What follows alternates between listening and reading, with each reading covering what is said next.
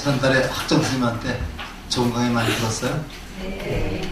4시간 강의를 하셨는데 진도를 너무 안 나갔어요.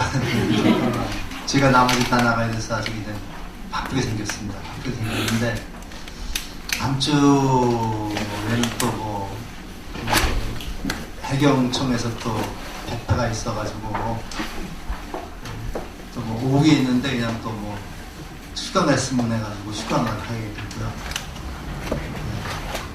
사실은 저 오전에 한국 왔으면 좋은데 스님이 또 휴가를 원하니까 또 어쩔 수 없습니다. 그리고 6월 또 6일날 13일에 공격해서 오다가 수요일이죠. 6일날 13일날이 수요일이 돼가지고 실상 그 시간이 많지가 않습니다. 그래서 오늘은 저 부처님의 생애 요거를 하고요. 그 다음에 좀 압축해가지고 남은 시간을 해가지고 한 6월 마지막 주쯤 끝내는 말로 하겠습니다. 보통 한 15주 정도 해야 되거든요. 그리고 이제 마지막 주에 또 우리 바르고는 실습도 또 해야 되기 때문에 상황 봐가면서 하겠습니다. 일단은 6월 말에 끝나는 걸로 하겠는데, 오늘은 우리가 다다음 주가 우리 부처님 오신 날이 있죠. 그래서 그것도 있고 그래서 오늘은 부처님은 어떤 분인가.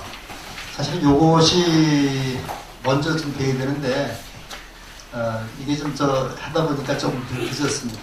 그래서 오늘은 부처님을 우리가 탄생일도 늘 만나고 그러니까 하는데, 우리 교재 잠깐 좀 보고 갈까요?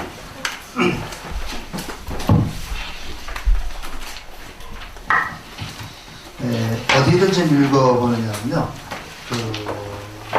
60쪽에 조금 길어도 같이 좀 읽어보면서 가겠습니다. 안락한 왕자 시절 있죠? 네, 같이 읽겠습니다. 지금으로부터 2600여 년 전 히말라야산 기슭에 숫도다나 왕이 다스리는 카필라와투라고 하는 작은 공화국이 있었다. 숫도다나 왕의 부인 마야 왕비는 어느 날 하얀 끼리가 옆구리로 들어오는 태몽을 꾸고 잉태하였다. 몇 달이 지난 뒤 마야 왕비는 눈이 동산에서 근심이 없는 나무의 가지를 꽂아서 아기를 낳았다. 온 세상에서 가장 존귀한 존재이며 세상의 모든 괴로움에서 벗어나 편안하게 해주실 부처님이 나신 것이다. 아기 왕자의 이름은 십다르타, 모든 것을 다 이룬다는 뜻이었다. 부처님이 나신 이날을 우리가 스펠러, 우리나라에서는 부처님 오신 날로 기리고 있다. 십다르타는 태어나자마자 오곡바짝을 걸으면서 천상천하 유아독전 삼계계고 아담은지라고 외쳤다. 하늘의 유아 하늘 아래 나 존귀하며 온 세상의 고통을 편하게 하리라는 뜻이다. 여기서 십다르타라가 7박자를 걸은 것은 육도윤회의 수레바퀴에서 크게 한 발이 더 나아갔다는 상징적인 의미가 담겨있다. 또한 천상천하 유아독전이라는 외침은 나하는 제일은 복불상구식의 발음이 아니라 천하를 당당하게 걸어가는 인간 본래 모습에 대한 외침이다. 누구나 부처는 자기 확신이요 자기 설득이기도 하다. 여기까지만 하겠습니다. 우리가 유아독전이라는 말을 참 잘못 사용하고 있죠.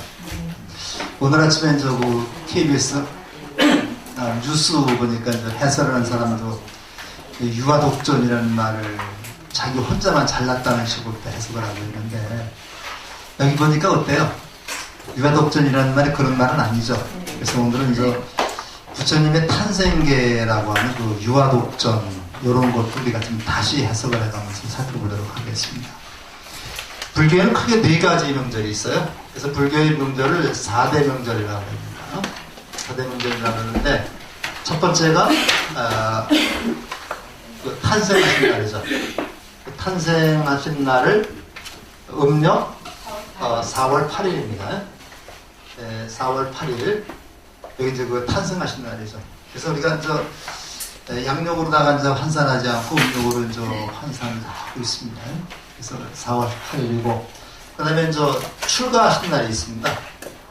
출가일이 우리가 이제 지난번에 겪었죠. 음력 2월 8일입니다. 2월 8일. 음력 2월 8일. 그 다음에 이제 세 번째가 이제 성도하신 날이 있습니다. 그래서 우리가 이제 성도하신 날을 음력 12월 8일입니다. 8일자하고 이상하게 연관이 많죠? 네. 8자 연관이 많습니다. 아마 이게 아마 무슨 이유는 있을 겁니다. 그 다음에 이제 돌아가신 날이 이걸 이제 열반일이라고 그래요.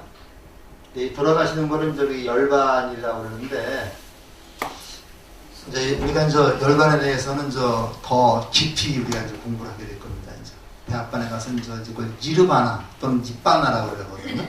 요거는 이제 요거는 음력 2월 15일입니다.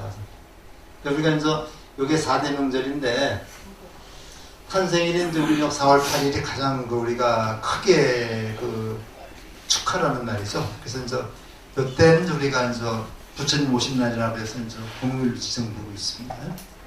그 다음에 이제 출가하신 날이 음력 2월 8일. 이때 이제 담을 넘어서 이제 말을 타고 출가했는데, 그거는 이제 유성 출가에서 보통 출가 제일이라고 그래요. 거기다 제자를 더 붙이는데, 제자는 다 끝자입니다. 깨끗하게 한다는 얘기거든요. 그래서 우리가 이제 출가 제일, 성도 제일, 열반 제일이라는 거는 요 날만이라도 몸과 마음을 깨끗이 하고 부처님을 공경하는 그런 마음을 갖자. 그래서 제입니다. 우리가 49제라고 그러죠? 49제가 아닙니다. 49제라고 하는 거는, 제라는 것은 요거는 제사라고 하는 의미보다는 부모님 돌아가신 49일 동안을 우리가 몸과 마음을 깨끗이 해서 그분들이 좋은 곳으로 가도록 그렇게 기도한다는 그런 의미가 있어요. 그러니까 우리가 이제 유교에서 말하는 이런 제하고는 다릅니다. 이런 제는 죽은 사람을 한번 공경하는 의미지만은, 이런 사람의 주인공은 산 사람이죠. 산 사람이 죽은 사람을 되새기면서 몸과 마음을 깨끗이 갖는 걸 제라고 해요. 목욕제계라는 것도 이 말씀입니다. 그래서 이제 내일 모레가 이제 5월 11일 날이 공자님 돌아가신 날에, 유교에서는 양력으로 씁니다. 근데 양력으로 환산을 써서, 음력에는 유교에서는 9월 28일이 양력 9월 28일이 공자님 나신 날이고, 5월 11일 날 내일 모레가 이제 공자님 돌아가신 날이거든요. 그래서 향교에서는 그때 석전대제입니다. 그때는 석전대제라고 해가지고 공자님한테 이제 제사 지내는 의식이 있어요. 여기 향교에서도 지금 저도 그때 참석합니다.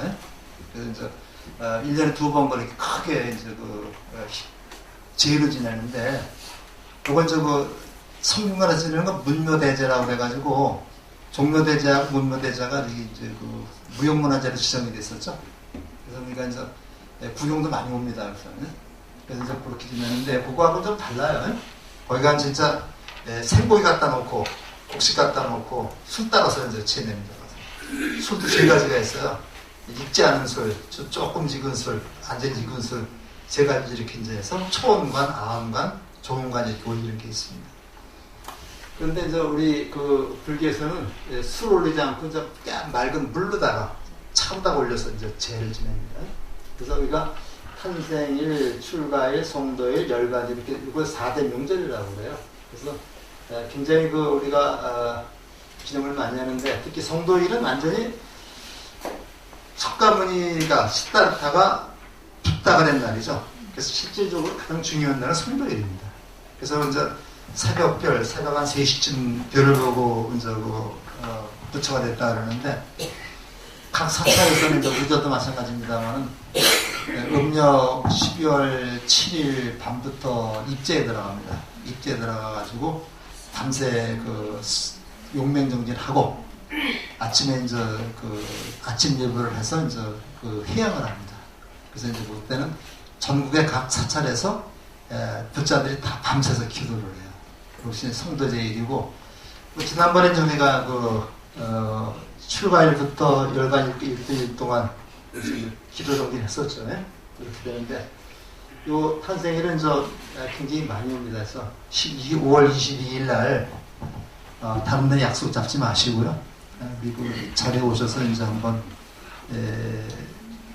우리 부처님 모신 날 행사도 한번 좀 보시면 됩니다. 우리 담임 프로ፌ서님이 중요한 역할을 해요.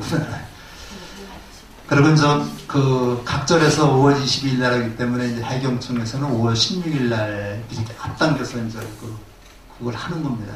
그래서 5월 16일 날 우리가 이제 수업은 하지 않지만 시간 되시는 분은 송도에 있습니다. 해경청이 이제 있는데 그때 오시면 이제 아마 1시 반부터인가요? 1시 반까지 오셔야 되겠죠? 그래서 좀 같이 부처님 오심을 같이 참판하면 되겠습니다. 자, 그러면 부처님이 어떤 분인가 요거를 한번 좀 같이 살펴보겠습니다. 자, 탄생, 고민, 출가, 이거 고민이라는 게 좀 이상하죠? 부처님이 탄생하고 나서 일주일 만에 어머니가 돌아가셨어요. 일주일 만에 돌아가셔가지고, 이모가 이제 어머니 대행을 했는데, 실제 어머니와 이모와는 뭔가 다르겠죠. 그래서 어린 시절을 굉장히 고민을 많이 하면서 살았습니다. 그래서 이제 이걸 우리가 인간적으로 이렇게 좀 볼 수 있는데, 이런 것들 한번 보시고요. 그 다음에 주요 제자들, 열반에 알아본다. 그 다음에 부처님의 제자 중에서 특히 뛰어난 제자를 10명이 우리가 10대 제자라고 해요. 10대 제자라고 얘기를 하고, 예수님의 제자는 몇 명이에요? 가장 중요한 제자가 12제자가 있죠. 12제자가 있고, 공자님의 제자는 공문 10천이라고 해가지고, 공자님의 뛰어난 제자 중에서도 10분의 제자가 있습니다. 여기다가 이제 안자하고 증자를 합하면 12분이 되는 거죠. 그래서 아마 이게 거의 이 당시 성현들의 일생이라든가 제자 이런 것이 거의 비슷하게 맞아 들어가요. 자, 그 다음에 시다르타 왕자의 탄생인데, 요걸 유인물 좀 잠깐 보세요. 유인물은 샤카문이 석가문이라고 해서 샤카문이라고 되어 있죠. 한문 영어 제가 스펠링이 샤카문이라고 되어 있죠.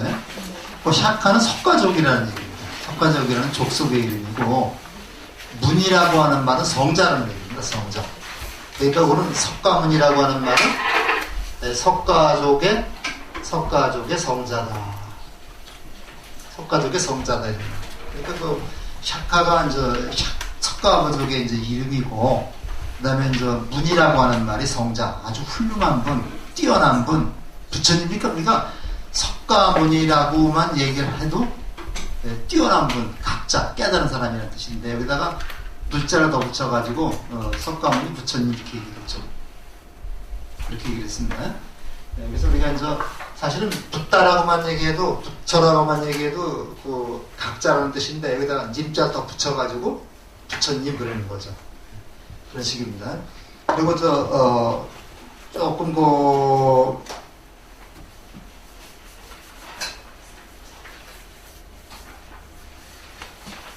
그 다음에 나중에 읽어보시고요. 그 다음에 뒷페이지 보면요. 뒷페이지 둘째 단락의 맨 마지막 보면 명명식에서 시다르타라는 이름을 받게 되었다. 시다르타라는 이름을 받게 되었다는데, 시다르타라는 말은 목적을 달성한 자. 그 다음에 성이 고타마 시다르타라고 되죠. 그래서 고타마라는 말은 가장 탁월한 수소, 가장 탁월한 황소를 얘기를 하는데, 이런 걸 볼 때 또 이 수도나왕을 한문으로 써서 정반왕이라고 그러는데, 이 반자가 밥반자죠. 이 반자가 밥반자가 되니까, 이런 거를 볼 때, 고타마라는 성이 황소라는 개념을 볼 때, 이쪽에 부처님의 나라였던 가빌라바투라는 나라는 아마 농경국가였을 거다, 이렇게 생각을 할 수 있어요. 농경국가였을 거다, 이렇게 생각을 할 수 있고요. 그 다음에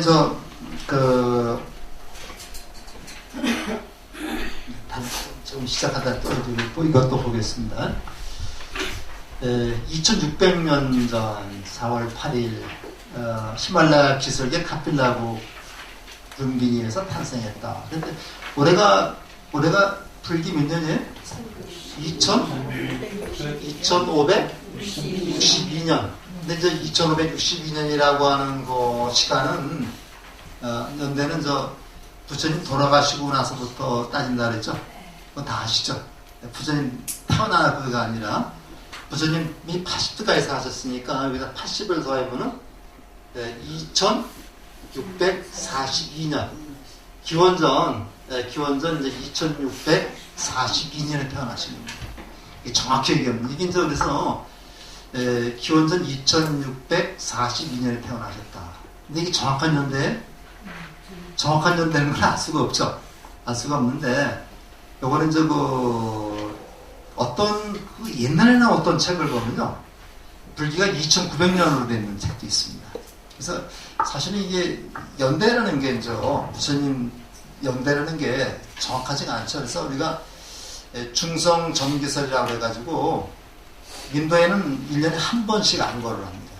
우리나라에서 지금 동안과 하안거가 있어요.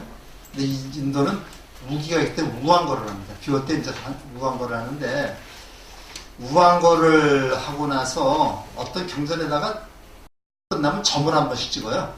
그래서 올해는 부처님이 돌아가신 지 1년 됐구나 하고 점을 한 번 찍습니다. 그 다음에 또 한 번 지나면 또 1년 지났으면 또 점을 한 번 찍어요. 그래서 부처님을 그리워하는 겁니다. 그래서 이걸 중성 정기설이라고 하는데 나중에 이걸 갖다 다 보니까 점이 몇 개인가 세어를 보는 겁니다. 이게 분명하지가 않죠. 찍을 때도 있죠. 그래가지고 이제 2900년 설 또는 2500년 설 여러 가지가 있는데 2500년에 1950년인가 될 겁니다. 그때 스리랑카에서 세계 불교도 우의회라는 게 있어요. 세계 불교도 우의회라는 게 있는데 이걸 WFB인가 이렇게 됩니다. 이렇게 얘기를 하는데 세계 불교도 우의회라는 게 있는데 세계 불교도 우의회 요 단체가 가장 불교계에서는 영향력이 있고 아주 큰 그런 단체입니다. 이게 이제 이 당시 1950년인가 이 스리랑카에서 이걸 모여가지고 그때를 불기 2500년으로 하자 이렇게 결정을 했어요. 결정을 해가지고 그거에 따라서 순서 따져보니까 올해가 2562년이 되는 겁니다. 그래서 세계 불교도 우의회라는 단체에서 그때 이제 스리랑카에서 만나가지고 불기를 확정을 했다. 확실한 건 알 수 없죠. 그러니까 그렇게 한 겁니다. 그래가지고 지금 불교도 우의회는 세계 모든 나라에서 이제 참여를 하고 있는데 우리나라는 나중에 가입했습니다. 지금 본부는 태국에 있고요. 주로 이제 동남아 쪽 불교 지도자들이 이제 거기 회장을 맡고 있어요. 우리나라에서도 한번 연 적이 있었습니다. 그래서 우리가 이제 부처님의 생애를 저게 2642년에 태어나가지고 2562년이 됐다. 이게 아니죠. 2642년 전. 그러니까 여기서 2018을 빼면 몇 년이 됩니까? 524년이죠. 그러니까 BC 기원전 524년에 태어나서 맞는가? 맞아요? 624년이죠? 624년에 태어나서 여기서 80을 빼니까 544년 624년이죠? 640년 이게 맞지 않아요? 25642에서 2918을 빼면은 624년인데 624년에 태어나셔가지고 544년에 돌아가신 거로. 그래서 544년이 불기 1년이 되겠습니다. 그렇게 따지면 이렇게 우리가 보시겠는데 숫더나라 왕과 부인 마야 사이로 충자했다는데 우리가 이제 그 설화를 다 많이 하죠. 마야 부인이 꿈을 꾸고 있는데 흰색 코끼리가 요 흰색 코끼리 백상이라고 그래요. 흰색 코끼리가 가장 코끼리 중에서도 영험에 있는 코끼리라고 그러더랍니다. 그래서 백상이라 가지고 이제 하얀 코끼리를 갖다 많이 부르고 하죠. 태국 같은 데 가면요. 태국 같은 데 가면 저거 관공서에도 불상 대신에 코끼리를 이렇게 모시는 데가 있죠. 근데 하얀 코끼리를 보통 많이 모셔놨습니다. 그렇게 해서 이제 들어와서 이제 뭐 꿈을 꿨다 뭐 그런 얘기 나오고, 요게 이제 모든 것을 이룬 자라는 뜻이라 해서, 그 다음에 이 10달 동안 잘해서 부처님 12달 만에 난 거 아닙니다. 10달 동안 해서 이제 그 아기를 낳는데 이 당시에 그 풍습이 어떤 풍습이 있느냐면요. 우리 또 인에 있습니다만은 아이를 출산할 때는 친정으로 가는 풍습이 있습니다. 친정이 편하겠죠. 친정으로 가서 이제 출산을 하는 그런 풍습이 있었는데, 부처님의 나라가 이제 갑이라 국이고, 그 다음에 이제 그 친정 마야 부인의 친정이 꼴리아국이랍니다. 꼴리아라는 나라가 있고 이제 갑이라국이 있는데, 요거는 그 당시에 이 나라가 이제 어떤 독립적인 큰 나라가 아니라 조그만 나라였었죠. 조그만 나라였었고, 요거를 전체적으로 지배하는 나라가 코살라국이었습니다. 코살라국이 있고, 코살라국에서 거의 자주권을 가지고서 이렇게 있던 나라가 이제 갑이라국, 꼴리아국인데, 요게 이제 부처님의 그 나라고, 요게 이제 추가 쪽인데, 여기서 이제 마야 왕비가 아이를 낳아 이제 이쪽으로 가는데, 요 경계선 되는데 이제 룬빈이라고 하는 동산이 있었어요. 지금의 이제 뇌판의 지역이 있습니다. 룬빈이라는 동산이 있는데, 배란간 거기서 이제 그 해산을 하게 된 거예요. 해산하게 되니까, 그 궁녀들이 그냥 혼비박산해서 놀랬겠죠. 그래서 어떻게 되겠어요, 그냥. 하다가 이제 그 천막 같은 거로 이렇게 막을 치고, 거기에서 아기를 낳겠죠. 아기를 낳는데 아무튼 산후조리가 좀 시원찮았겠죠. 산후조리가 시원찮으니까 그 산후조리 잘못해가지고 마야 부인이 일주일만 돌아가셨다. 이게 맞죠? 이게 맞죠? 근데 우리 경전에서는 그렇게 얘기를 하면 재미가 없잖아요. 재미가 없으니까 우리 부처님 같이 위대한 분이니까 보통 사람하고 다르게 태어나야 되잖아요.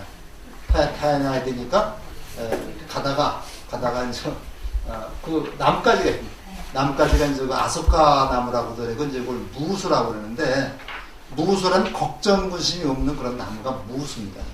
이게 한문으로 쓰면 이렇게 써요. 무수라고.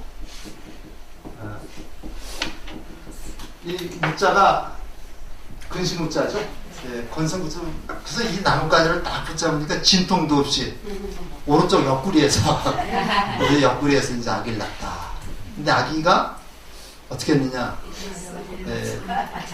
가운데 서서 위로 하늘을 가리키고, 먼저 걸었다 그러죠. 사방으로 7발짝씩을 걸은 다음에 가운데서 하늘을 가리키고 왼손은 땅을 가리키면서 뭐라고 얘기를 했어요? 요거 얘기해요. 여기 나오죠.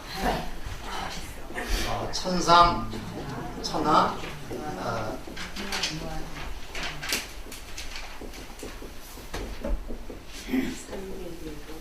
요건 여기입니다. 삼계계고,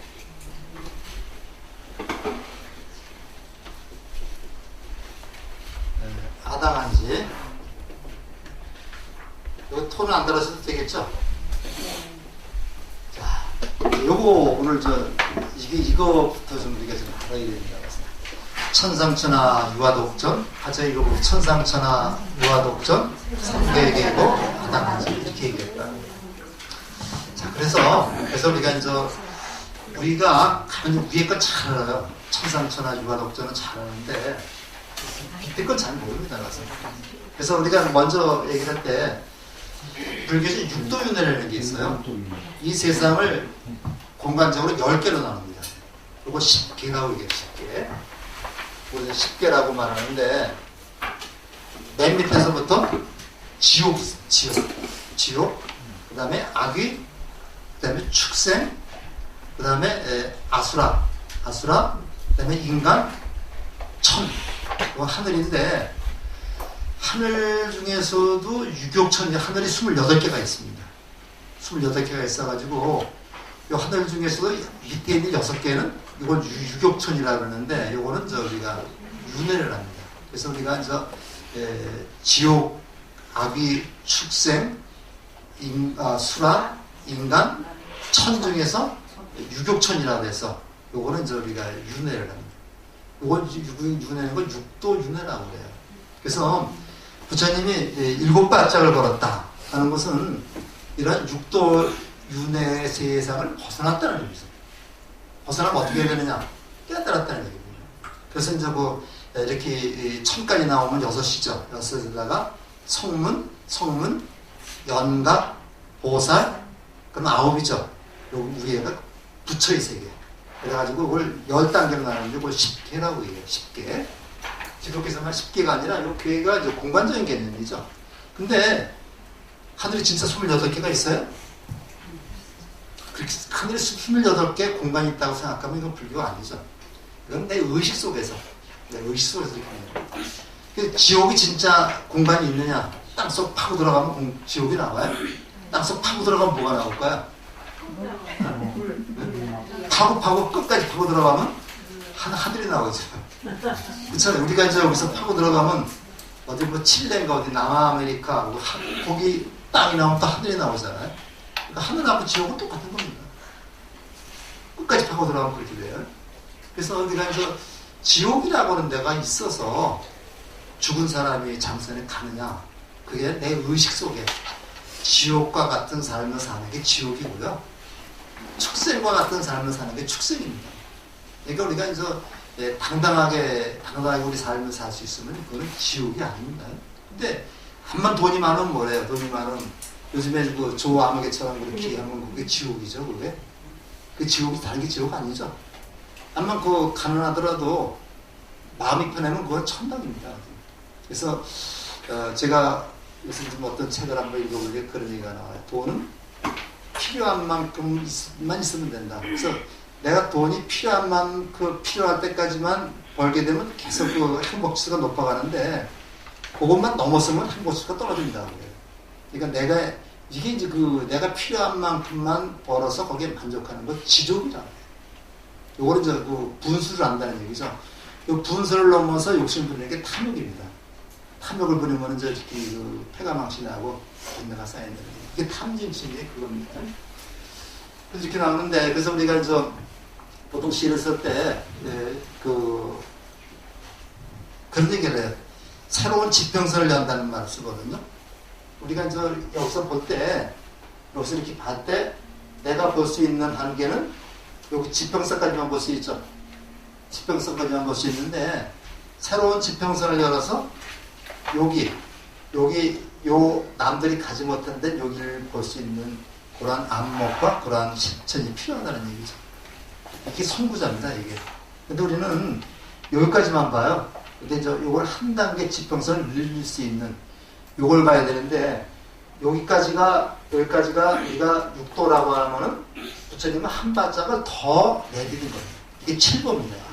그래서 우리가 이제 7발짝이라고 하는 말은 그런 상징적인 의미가 있다. 그래서 우리가 저기를 경전에 있는 말을 아니면 그대로 글자 그대로다 바꾸지 말고 거기에 담긴 뜻을 봐야 됩니다. 그러면 이걸 좀 보겠습니다. 자, 천상천하 글자 그대로 하면 하늘 위 하늘 아래입니다.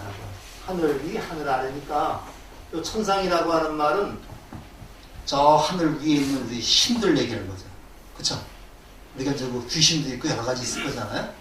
얘기를 하고, 천하라는 말은 우리가 살고 있는 이 육지에 살고 있는 이런 사람들인데 물고기 다 포함이 됩니다. 그래서 천상천하라는 말은 온 세상에서 이 우리가 살고 있는 영적인 세계든 무슨 세계든 온 세상에서 오직 유자입니다. 오직 요건 나자죠. 나 오직 나 홀로 존귀하다. 그쪽에 대해서는 오직 나 홀로 존귀하다. 근데 이 아자가 굉장히 우리말에는 이제 나라고 하는 말이 하나밖에 없지만은 한문에는 아자가 엄청 많아요. 예, 이런 말도 있고, 그 다음에 또 뭐 이런 말도 있고, 그 다음에 또 이런 말도 있고, 그 다음에 뭐 여러 가지 말이 많죠. 근데 이제 여기서 아라고 하는 말은 나라고 하는 개체, 나라고 하는 나 혼자만 그런 개체로 쓰인 말이 아니죠. 그런 말이 아니라 그리고 아라는 말은 우리가 이게 그 탄생계가 부처님이 태어나면서부터 바로 불렀다는 게 아니라 이게 이제 한참 동안 지나서 부처님 그 전법을 하시고 그다음에 돌아가신 다음에 나중에 학자들이 그런 부처님이 태어나셨을 때 어떤 극적인 말씀을 하셨을 거다 이렇게 생각을 해가지고 그걸 갖다 맞춘 거죠. 새로 태어난 사람이 무슨 얘기를 하겠어요? 무슨 얘기를 하겠어요? 그래서 이제 오늘 나라는 것은 어떤 존재냐면요, 부처가 될 존재, 부처가 될 존재입니다. 불성을 가진 존재입니다. 불성이라고 해서 그 불성을 가진 존재. 우리가 이제 뭐라고 얘기를 했냐면요. 뭐라고 얘기하냐면 우리 모두에게는 부처가 될 씨앗이 있다 그러죠. 내가 부처가 될 씨앗이 있다. 이거 스님한테 그런 거 안 배웠어요? 이건 열애장이라고 해요. 부처가 될 씨앗이 있는데 그 씨앗이 감춰져 있는 거예요. 감춰져 있는데 요거를 잘 닦아서 이거 수행이라고 그래요. 닦으면은 부처라고 하는 존재가 밖으로 드러나게 된다는 거예요. 그죠? 우리가 이제 그 길에다 가다가 진주를 하나 떨어뜨렸어요. 떨어뜨리면 크게 떨어뜨렸는데 흙 속에 있는 진주는 진주인지 모르죠. 근데 그 흙을 잘 닦아내면 진주라는 보석이 나오죠. 그 보석이 바로 불성입니다. 그러니까 우리가 지금 우리 마음속에는 다 부처라고 하는 그 불성을 가지고 있는데 요게 먼지에 다 닦여 있는 거예요. 먼지에 다 이제 그 휩싸여 있어서 보이지가 않는 거예요. 빛에 발하지 못하는 거예요. 먼지를 다 닦아내는 과정을 수행이라고 할 수 있어요. 그러니까 이제 족발날인 그 법요식을 하면서 그 아기 부처님한테 이제 그 관욕을 해요. 이렇게 그 물을 뿌려주거든요. 그 물이라는 게 뭐예요? 바로 먼지를 씻어내는 게 물이죠. 그래서 우리가 이제 모든 절에서 이제 이렇게 부처님한테 이제 아기 부처님을 모셔놓고 이제 관욕을 합니다. 그래서 이제 그것은 부처가 될 존재이기 때문에 내가 그 시다르타 나 혼자만이 아니라 우리 모든 인간은 부처가 될 존재이기 때문에 그렇기 때문에 존귀하다는 겁니다. 존귀하다. 그래서 요거는 우리가 바로 불성을 갖추고 있기 때문에 존귀하다. 요거 우리가 불성을 갖추는 건 뭐로 갖출 수 있어요? 지혜로 갖추는 거죠. 지혜로 행동을 하면 바로 부처가 됩니다. 자, 3계에서 요거는 이제 우리가 욕계, 색계, 무색계라고 그래요. 욕계, 색계, 무색계인데 욕계라는 말은 그 물질적인 욕심에 가득 차 있는 그런 세계를 욕계라고 해요. 우리가 욕계에 있어요. 색계는 물질적인 욕망은 다 끊었지만 정신적인 욕망이 아직까지 남아있는 그런 세계를 우리가 색계라고 해요. 이게 말로만 하겠습니다.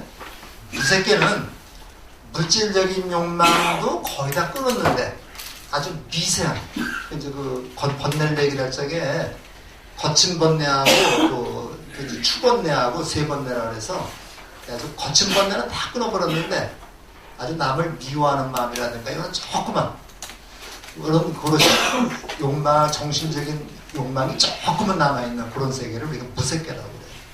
요거를 지나서 부처지 세계가 나오는 겁니다. 그래서 3계의 계곡, 3계의 개자가 모두 3계가 모두 이거 뭐 다라는 얘기죠. 다 어디 자격증이 있어요? 고통 속에 잠겨있다. 번뇌 속에 잠겨있다. 3계의 모든 중생이 다 고통 속에 잠겨있다. 이번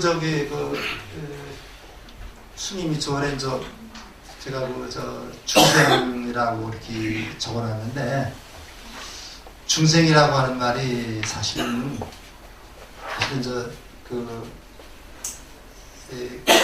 깨닫지 못한, 깨달으려고 노력하는 우리 같은 사람들을 중생이라고 해요. 근데 중생이라는 말에서 짐승이라는 말이 나온 겁니다. 네, 짐승이라는 말이 우리말이 아니라 불교에서 나온 말입니다. 그래서 우리가 이제 한문으로 중생이라고 썼을 때는 보통 사람을 일컫는 말이겠고, 한글로 짐승이라고 하면은 보통 동물을 좀 폄하해서 하는 얘기예요. 근데 이제 삼계의 모든 중생들이 다 고통속에 잠겨 있으니, 내가 요건 이렇게 똑같은 거로 보면 되겠습니다. 그런 얘기가 되겠죠. 내가 부처인 내가 요건 당은 마땅입니다.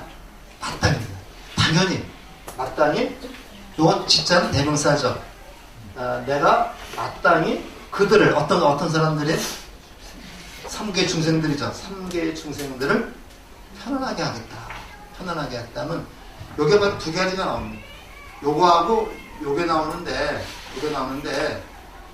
지금 우리 중생이 고통 속에 잠겨 있어요. 고통 속에 잠겨 있는 중생들을 모두 편안하게 하겠다. 그럼 요거는 지금 우리가 처해 있는, 중생이 처해 있는 현실이고요. 요거는 부처가 이루려고 하는 이상이라고 볼 수 있어요. 그래서 불교의 그 이상이라는 것은 사람들을 편안하게 하는 것이다. 고통 속에 있는 사람들을 편안하게 하는 것이다. 안락하게 하는 것이다. 즐겁게 하는 것이다. 그래서 이 안자하고 고자가 불교의 처음과 끝을 얘기해 줍니다.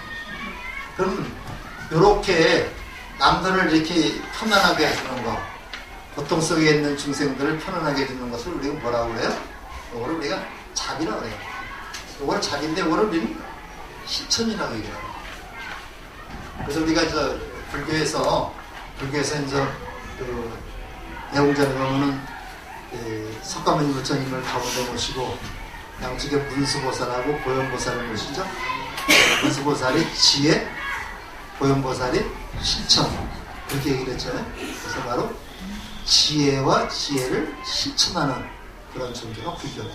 그러니까 실천이 수반되지 않는 종교는 이건 죽은 종교입니다.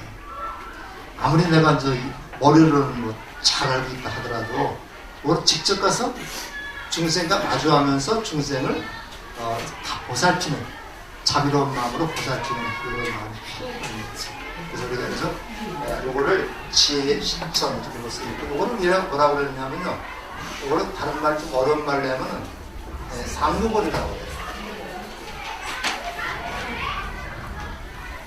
요거는 이제 상구벌이, 요거를 하와중생이라고 해요.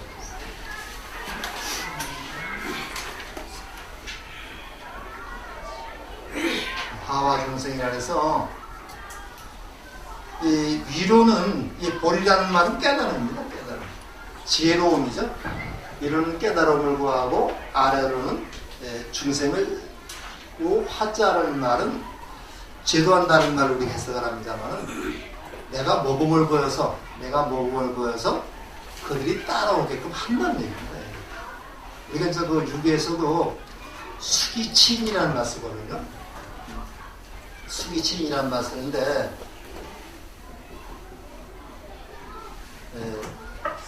진짜 잘못됐네. 나를 닦아서 사람을 다스린다는, 이거 다스린다는 말이 삼수변이 무숫자죠. 그러니까 나를 닦아서 남들이 나를 따라오게끔 내가 모범을 보인다는 거예요. 수기치인입니다. 유교의 핵심은 수기치인이라고 그래요. 그래서 불교에서는 이제 이거를 상구벌이 하와중생이라고 그러는데, 이런 그 깨달음을 증득하려고 노력하면서 아래로는 중생을 제도한다. 중생에게 모범을 보여서 중생이 나를 따라오도록 노력한다. 근데 여기서 상하라는 말은 다만 요거는 반영을 나타낼 뿐이지 위와 아래라고 하는 그런 의미가 아닙니다. 그러니까 우리가 할 수 없으니까 한편으로는 보리를 증득하려고 노력을 하면서 한편으로는 중생에게 모범을 보인다. 이런 얘기입니다. 요거는 다른 말로 뭐라고 그래요? 요거를 우리는 자리라고 그래요. 자리라고 그러고 이거를 이타라고 얘기해요. 이거 자리 이타라고 그래요. 나를 이롭게 하면서 동시에 남도 이롭게 하는 것이다. 근데 이게 다른 게 아니라 같은 겁니다. 동시에 이루어져야 되는 거죠. 내가 남들을 도와주는데 내가 돈을 뭐 1억이나 2억을 모을 때까지 힘은 못하고 내가 돈을 이만큼 모으면 돕겠다. 이런 사람하고 내가 좀 지금 어렵지만은 같이 돈을 벌어가면서 같이 돕겠다. 어떤 게 더 좋아요? 그게 돕는다는 게 같이 벌면서 같이 도와야 되는 거죠. 그래서 이게 심지어 지혜와 자비는 결국 같은 겁니다. 같은 거고, 그 다음에 상고거리하고 하와중에서는 같은 말이고 자인이 같은 말이다. 그걸 없애는 게 분별심을 없애는 거죠. 그러니까 나하고 남을 구분하는 게 분별심이죠. 있는 사람하고 없는 사람을 분별하는 게 분별심이죠. 이 분별심 없애는 게 이거고, 이게 바로 불입니다. 불이. 이게 불이라고 그래요. 불이 아니다. 그래서 우리 이런 것을 총칭해서 보살행위라고 합니다. 이걸 총칭해서 우리가 보살행위라고 해요.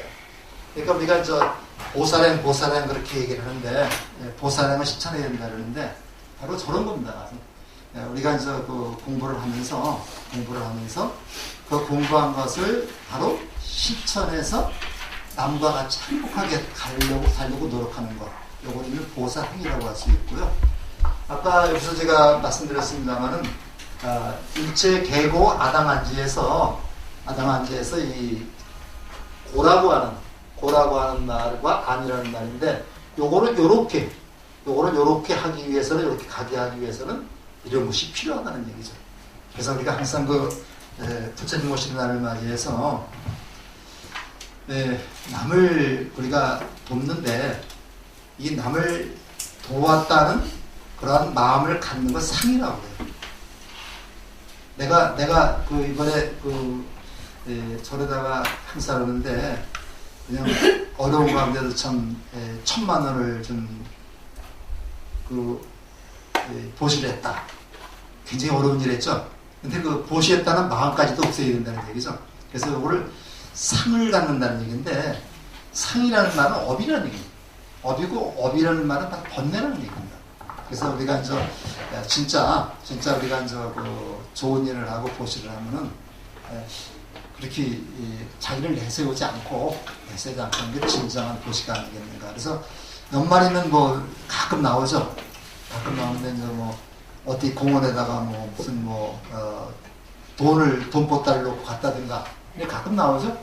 훈훈한 느낌으로 하는데, 거기서 이름 밝히고 안 밝히고, 근데 나 같아도 이름 밝히겠어요. 근데 그런 분들 좀 대단한 분들이고, 그 사람들이 교회를 가든 절을 가든 그건 아니, 그 사람 벌써 도통한 사람들, 그런 분들 붙여나고 할 수 있는 거예요. 꼭 우리가 절에만 가면 붙여가 있는 건 아니죠. 그래서 우리 성철 스님이 법문하시는데, 지옥에 계신 부처님, 첫번에 그런 말 많이 했습니다. 지옥에 계신 부처님, 어디 계신 부처님이니까, 어떤 종교에서는 봐라, 부처님 지옥에 계시라고 하지 않는 이런 얘기까지 하고 그랬어요. 근데 사실은 내가 어떤 일을 하더라도 그거를 드러내려는 마음. 그래서 우리가 성경에도 저 읽어보지 못했습니다만은 오른손이 하는 일을 왼손이 모르게 하라고 그러죠. 근데 불교에서는 오른손 왼손이라는 구분 자체가 없어야 됩니다. 그래서 우리가 항상 그런 첫발로 그런 생각을 하는데, 부처님이 왜 오셨는가? 절에서 오신 거다. 이런 말씀을 하시기 위해서 오신 겁니다. 이런 것을 가르쳐주기 위해서 말씀을 하시다 보니까 사람의 근기에 따라서 달라요. 그러니까 어떤 사람한테는 이렇게 얘기하고 어떤 사람은 이렇게 얘기하고 하다 보니까 이게 법문이 84,000법문이 돼갖고, 이게 그래서 부파불교 오다 보니까 학자들이 연구하다 보니까 불교를 굉장히 어렵게 만들어놨습니다. 굉장히 어렵게 만들어서 우리가 BTN이나 BBS TV 보면은 큰 스님들 나와서 법문하시면은 우리가 무슨 말인지 하나도 못 알아듣겠죠. 근데 굉장히 쉽습니다. 제가 이런 얘기만 하면 됩니다. 그래서 그리고 이번에도 어저께도 엊그저께인가 그 예술회관 가서 그 스님 속에 좀 더 큰 스님 한 분이 없더라고요. 좀 더 큰 스님이더라고요. 근데 이제 우리가 이제 큰 스님이라는 말 그렇게 함부로 쓰면 안 되는데 좀 더 큰 스님이더라고요. 그래서 보니까 이제 뭐 덩치가 큰지 몰라도 그랬습니다. 자, 그래서 요렇게 요 혹시 더 궁금한 거 있으면 물어보세요. 그러니까 이제 우리가 당군신화에도 그러잖아요. 당군신화에도 이제 환인천왕의 아드님인 환인천왕의 서자. 이것도 좀 말씀드리고요. 그 상분유서에 보면요. 환인천왕의 서자인 환웅이 인간 세계의 뜻을 둬가지고 그 신단수 앞에 내려와서 왜 일단 나오죠. 서자라는 말이 우리가 보통 적자 서자라는 개념으로 우리가 생각을 하는데 적자 서자라는 개념은 조선소에 와서 태종 때 와서 만들어진 거예요. 이게 이제 적자 서자가. 그래서 서자라는 말은 첩의 아들이라는 뜻이 아니라 환인천왕의 여러 아들 중에 하나라는 뜻이지. 우리가 보통 보면 서자 적자 해가지고 서자에는 첩의 아들이라든가 있는 거, 적자에는 본부인의 아들 그렇게 얘기를 하죠. 근데 이거는 그런 개념의 서자가 아닙니다. 우리가 이제 그 상분에서는 고려 때 충렬함 때인가 쓴 책이고 서자 적자의 개념은 조선조에 와서 이제 이렇게 나온 거거든요. 그래서 요거 거기서 보면 환웅이 내려와가지고 곰하고 호랑이한테 마늘하고 쑥을 줘가지고 먹었는데 곰이 사람이 됐다. 그래서 우리는 곰의 자손이다. 이렇게 얘기하면 안 되겠죠. 네? 그렇게 마찬가지로 부처님의 이런 얘기든 저희가 잘 생각을 하면서 해야 되겠습니다.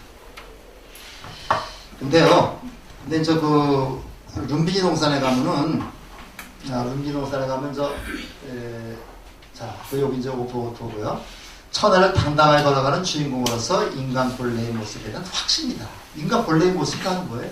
본래의 모습이 바로 저기 뭘 가지고 있다 그랬어요? 부성을 가지고 있다 그랬죠? 본래의 모습이 부처입니다.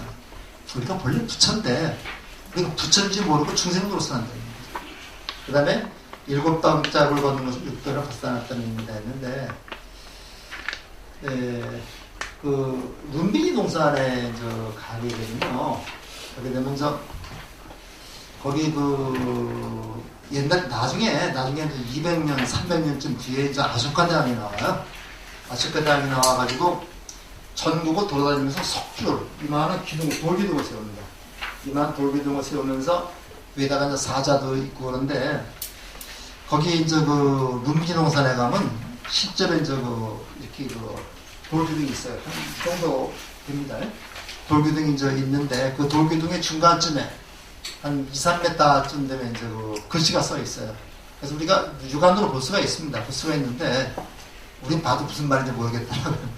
있는데 그 글씨에 뭐라고 써 있느냐면 이곳이 위대한 성인 석가모니 부처님이 태어난 곳이다. 그렇게 명문으로 돌에 새겨져 있어요. 그래서 거기가 부처님 태어난 곳인 것을 확신해서 알았고, 그래서 그 아쇼카 대왕은 거기 주민들한테 그 세금을 감면해줬다 이런 기록이 있습니다.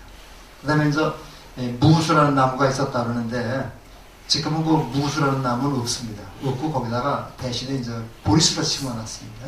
보리 심어놓고 부처님이 태어난 그 자리는 그대로 보존하고 있어가지고 부처님이 딱 옆구에서 나와가지고 엄지발가락으로 땅을 딱 짚었다는 그 흔적이 지금 남아있습니다.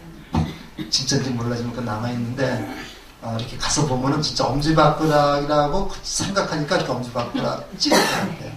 이게 바로 부처님이 인간 세계에 처음 땅을 디딘 그런 역사적인 장소가 되겠습니다. 그래서 그런 데서 그렇게 믿어야 됩니다. 그래서 일찍 모친을 여의었다. 그러니까 일찍 모친이 열쇠 굉장히 사적적이고 좀 내성적이었겠죠. 그 다음에 마빠자 빠띠라고 하는 그 여자인데 이게 부처님의 어머니 마야 부인의 동생입니다. 동생인데 인도의 그 풍습은요, 그 부인이 죽으면 그 처제가 대신 부인 역할을 했어요. 그런 것이 풍습. 우리나라도 그런 거 있습니다, 다. 그래서 옛날에도 이제 우리 고구려 때도 보면 뭐 형수가 죽으니까 그 형수를 남의 집으로 안 보내는 겁니다. 내 식구인데 남 식구를 안 보내니까 형수가 죽으면 동생이 형수를 데리고 같이 데리고 살았어요. 그래서 그 고국 천왕인가 뭐가 죽었을 때 뭐 그런 일이 있어가지고 뭐 형제들 간에 싸움도 나고 그랬었잖아요. 역사처럼 나옵니다. 그래서 우리나라도 옛날에 이제 형수가 죽으면은 그 형수를 동생이 같이 데리고 살고, 그 다음에 이제 그 부인이 죽으면은 처제가 있을 경우 처제가 대신 그 아기 양육을 위해서 이렇게 살았다고 그래요. 그래서 그 마하파자파티가 이제 이모가 길렀는데 어떻게 정성스럽게 길렀느냐면요. 그 다음에 이제 그 마하파자파티가 이제 그 난다라는 아들을 낳거든요. 근데 난다라는 아들을 낳는데 자기 아들한테 젖을 주지 않고 자기 젖을 이제 부처님 시다타한테 줬다고 그래요. 그렇게 했어도 마음 한 구석에 항상 허전하게 남아있는 겁니다. 그래가지고 이제 굉장히 했지만 약간 우울한 그런 여기 나오죠. 깊이 명상하고 사색하는 스타일이다. 그러니까 출가하게 된 거죠. 그러니까 아버지가 빨리 결혼시켰어요. 야스타라하고. 그렇지만은 역시 이런 것 때문에 나중에 출가를 하게 됩니다. 그래서 출가하는데 이런 사문유관이라는 게 있어요. 유관이라는 말은 요 유자가 놀유자죠. 요 유자고 여기 반자입니다. 놀러가서 본 겁니다. 놀러가서 본 거죠. 사문유관인데 동서남북에 4개의 문이 있습니다. 동서남북 4개의 문이 있는데 아버지가 이제 굉장히 통제를 많이 했던 거예요. 이상한 생각하고 그러니까 통제를 많이 하고 이 왕세 타자 몸 되면 마음대로 다 돌아다닐 수가 없죠. 그러니까 통제를 하니까 하루는 그 마부 첫날을 데리고서 이제 동쪽 문으로 나간 겁니다. 동쪽 문으로 나가니까 거기서 누굴 봤냐면 노인을 봤어요. 노인을 봤는데 거기 읽어보면 이렇게 나와요. 그러니까 타자가 찾나 보고 저 사람은 누구냐? 그러니까 저 사람은 노인입니다. 그러니까 나도 저렇게 늙냐? 타자님도 늙게 돼 있습니다. 이렇게 얘기했다는 거죠. 근데 이것도 이제 나중에 다 이제 각색한 내용으로 가게 됩니다. 이때가 이제 29쯤 될 나이인데요. 이때까지 늙는다는 사실도 모르고 병든다는 사실도 모른다고 하면은 이거는 뭐 이상한 사람이죠. 그래서 이때는 다 아는데 이거를 극적으로 이제 이렇게 꾸미기 위해서 이제 클라이맥스 이렇게 하기 위해서 이렇게 꾸며낸 얘기죠. 이게 편집한 겁니다. 노인의 모습을 보고서는 누구나 늙는다는 사실에 충격을 받습니다. 요거는 늙는다는 사실을 우리가 이제 무상이라고 그래요. 무상. 우리가 보통 인생 무상하면 염세주의 이걸 얘기를 하는데 우리 제행무상에서도 봤습니다만 무상이라고 하는 말은 시간적으로 변한다는 얘기입니다. 그리고 항상 하지 않는다니까 변한다는 얘기죠. 이거는 변한다. 그래서 동료의 사람이라는 것은 이렇게 변해서 젊었을 때의 모습이 이렇게 노인으로 변해가지고 추한 모습으로 바뀐다는 사실을 아는 겁니다. 이거는 바로 뭐예요? 늙는다는 사실을 아는 고통이죠. 고통이고, 그 다음에 남문에 가서는 왔다 갔다 고민을 또 한 겁니다. 고민을 하다가 한참 있다 몇 달 있다가 또 남문 쪽으로 간 겁니다. 남문 쪽으로 가니까 이때 병든 사람을 봤어요. 그러니까 병든 사람 보고 막 그냥 똥도 싸고 그냥 진이기는 걸 보고 나서 저 사람이 뭐 하는 사람이냐, 병든 사람입니다. 나도 병드냐, 타자님이 병듭니다. 그러니까 충격을 받았다는 얘기죠. 그래서 또 와서 또 고민하다가 몇 달 있다가 또 이제 서문으로 나갔어요. 서쪽은 바로 해가 지는 곳이죠. 죽는 곳이죠. 이게 무슨 죽은 사람을 목격을 했습니다.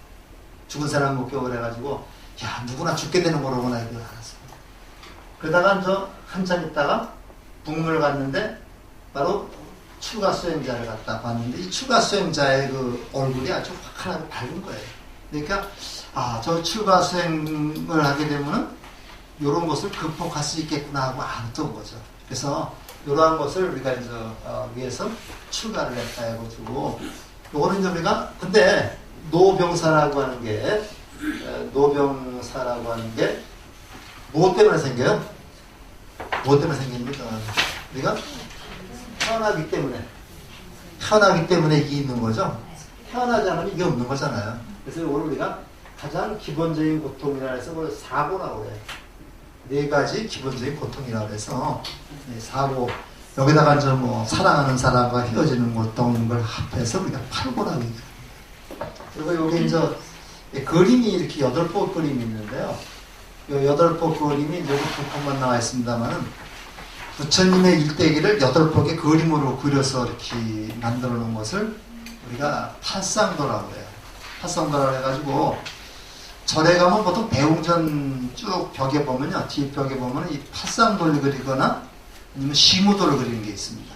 그래서 이렇게 벽화를 많이 그리는데 이 팔상도를 그려서 모신 전각을 뭐라고 그랬어요?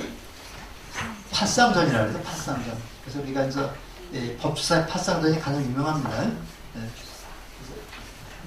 이런 걸 보고서 이제 사람이라는 게 이제 이렇게 늙고 병들고 죽을 수밖에 없구나. 이런 것을 벗어날 수 있는 길은 없을까? 이게 바로 뭐냐면 고통이죠, 고통. 이 고통이죠. 이것을 벗어날 수 있는 길은 없을까? 해서 고민을 하는 겁니다. 그래서 이 고민을 하는데 이 출가수에 이제 사문을 본 거예요. 사문의 얼굴이 밝고 아주 명랑하거든요. 그러니까 저는 사문과 같은 생활을 하면은 이 4가지 고통에서 벗어날 수 있는 길이 있지 않을까? 그래서 이제 한번 출가를 했던 겁니다. 자, 태어난 자는 누구나 병들고 죽어가는 흐름을 거스를 수 없다. 이거 현상입니다. 현상이죠. 그러면 요건 이제 우리가 누구나 늙고 병들고 죽어가는 거스를 수 없다. 그럼 그 원인은 무엇일까? 그 원인이 뭘까? 원인은 아니면 이거를 극복할 수가 있는 거잖아요. 우리가 먼저 몸이 아플 때 병원에 가서 의사가 진단해서 이 원인이 뭡니다 하면 고칠 수 있는 거잖아요. 근데 원인을 모르면 못 고치는 겁니다. 이런 고통 현상이 있는데 이 원인이 뭘까? 이게 집이죠, 이 집. 이 집이고 이 원인을 알았으니까 이러한 고통에서 벗어날 수 있다라고 확신을 주는 게 멸입니다, 멸.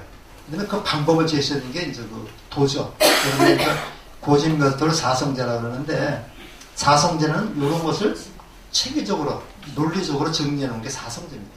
그래서 불교에서 이 사성제에 대한 얘기가 계속 나옵니다. 계속 나오는데 우리가 처해 있는 고통의 원인, 그다음에 그것을 극복한다는 확신과 그러한 방법, 요거를 우리가 이제 잘 생각하러 가면서 우리가 이제 이왕이면 행복하게 살아야 되지 않을까 하는 생각이 듭니다. 조금 쉬었다가 저 10분에 하겠습니다. 네, 상해를 우리가 보면서 이게 이제 하다 보면 조금 우리가 이해하기 힘든 그런 부분도 있는데 요거는 그냥 맹목적으로 고개만 믿으면 안 되는 거죠. 이제 어디 가서 얘기할 때 이제 어린애들 그럴 수 있습니다. 어린애들은 이제 어머니 옆구리를 나와가지고 뭐 했다 그런 말이 있을 수 있지만 우리가 이제 그렇게 경전에 나와 있는 그런 걸 기록하고 그다음에 이제 우리가 이해하는 걸 조금 다르게 이해해서 항상 그 경전은 상징적으로 되어 있습니다. 상징적으로 되어 있기 때문에 이 상징적이라는 개념을 우리가 제대로 이해해야 되겠고 이거를 우리가 이해하지 못하면 글자에서 잡혀버려요. 이제 그 글자에 너무 집착을 하게 되면 글자를 해석할 수 있을지 모르지만 깊부터는 이제 이해할 수가 없습니다. 그래서 부처님의 그 생애 이렇게 하고 부처님의 생애를 기록한 그 책이 땅의 붓다 차리타라는 책이 있습니다. 붓다 만연대사가 쓴 건데요. 붓다 차리타 우리말로 하면 저 불소영찬이라고 번역이 되거든요. 그래서 먼저 불소영찬이라고 번역이 되는데, 여기에서는 저 부처님이 그 현생, 우리가 지금 살고 있는 태어나서 2624년인가요? 2624년에 태어나가지고 80세에 그 돌아가실 때까지 그때만 얘기 있는 게 아니라 전생의 얘기도 있어요. 그러니까 지금 불교학자들이 가만히 보니까 부처님 80평생 중에서 45년을 그 부처가 돼서 설법을 하셨는데 45년 동안의 생애에서 이렇게 위대한 설법이 나올 수가 없다. 부처님은 과거에 아득한 옛날부터 오랜 생을 거듭하면서 수행을 해왔을 것이다. 그래가지고 부처님의 그 전생 얘기가 나옵니다. 그 전생담이라서 그걸 자타카라고 해요. 자타카. 자타카라는 책이 있는데, 물론 부처님의 전생담을 그 기록한 책인데, 부처님이 한 500생을 이렇게 쭉 윤회를 오면서 이제 수행을 했다. 그래서 이제 그 이렇게 부처가 된 것이다. 이렇게 얘기를 하거든요. 우리가 이제 간혹 보면 소위 천재라고 하는 그 어린애들이 있습니다. 다음에 이제 그 텔레비에도 소개가 되는데, 어린애가 뭐 그냥 암살이냐 쫙쫙 한다든가 이런 게 나오죠. 이런 게 나오면은, 야, 쟤는 전생에 아마 그 뭐 수학 박사였나 보다 이런 생각을 하게 되는 거죠. 이제 그런 생각을 옛날에 했던 겁니다. 그래서 이 부타사리타에는 부처님의 전생 이야기부터 나옵니다. 전생 이야기부터 나오고, 이 전생을 하나 따로 떼가 자타카라고 하는 책이 있어요. 자타카라는 책이 있는데 전생담이라고 합니다. 이런 책에서 저 전생으로 얘기가 나오고, 또 그 부처님이 이제 윤회 500생을 윤회한 것만 따로 떼가지고 또 이렇게 만든 경전도 있어요. 이게 수백 가지가 됩니다. 근데 결과적으로 이런 얘기죠. 수행자를 통해서 성례건설을 진정한 행복을 느끼는데, 바로 이 진정한 행복을 우리는 열반이라고 한다. 열반은 우리가 이제 그 산스크리스어로는 니르바나, 그 다음에 이제 팔리어로는 니빠나라고 해요. 그래서 우리가 니르바나라고도 얘기를 하고 니빠나라고도 얘기를 하는데, 그 니빠나를 가차에서 쓴 게 열반이라는 얘기입니다. 그러니까 열반이라고 하는 이 한자말은 아무런 뜻이 없습니다. 음만 우리가 이제 온 거예요. 그래서 우리가 이제 한문의 육서보에 보면 가차라는 게 있거든요. 가차라는 게 있어가지고 음만을 따서 이렇게 표기하는 걸 가차법이라고 해요. 그런 것을 좀 해주는데, 불교에서의 목표가 바로 열반입니다. 열반인데, 이것이 모든 번뇌와 괴로움이 사라진 상태를 열반이라고 했는데, 우리가 이제 사람 몸이 그대로 있으면은, 죽지 않고 있으면은, 아무래도 몸에 대한 집착이 얼만큼, 묶은 만큼이라도 있겠죠. 그렇기 때문에, 몸이 다 사라지지 않고, 목숨이 살아있다면은, 그때 이르는 열반을 그러니까 유효열반이라고 해가지고, 아직 완전한 열반이 아니라고 이렇게 보고 있습니다. 근데 사실은, 몸이 있건 없건 간에, 내 몸에 대한 집착만 없으면 열반이 이루어진 거거든요.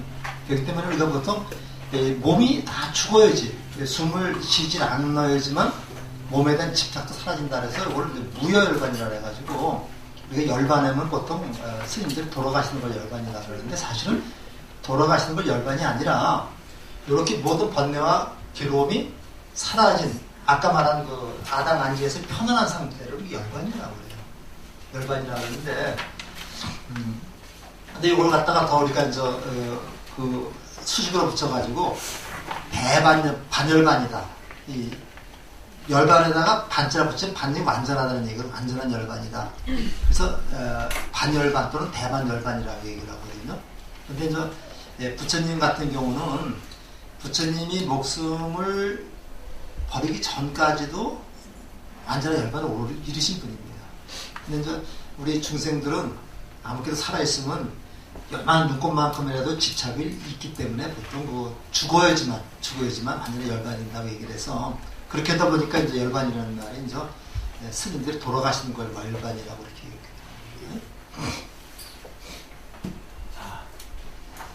앞으로 얘기할 때 계속 많이 있을 테니까요.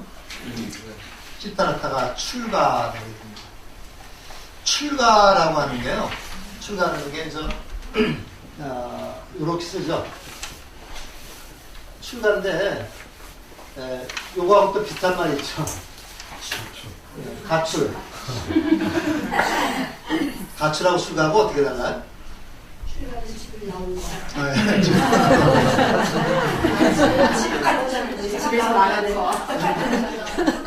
출가는 집을 나오는 거고요. 가출은 집을 나오는 거. 가출은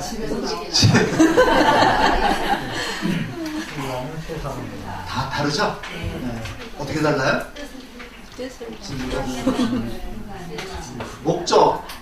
목적을 가지고 나가는 게 출가고, 목적 없이 그냥 나가서 해내는 게 가출이고, 이렇게 해서 조금 설명은 되겠죠?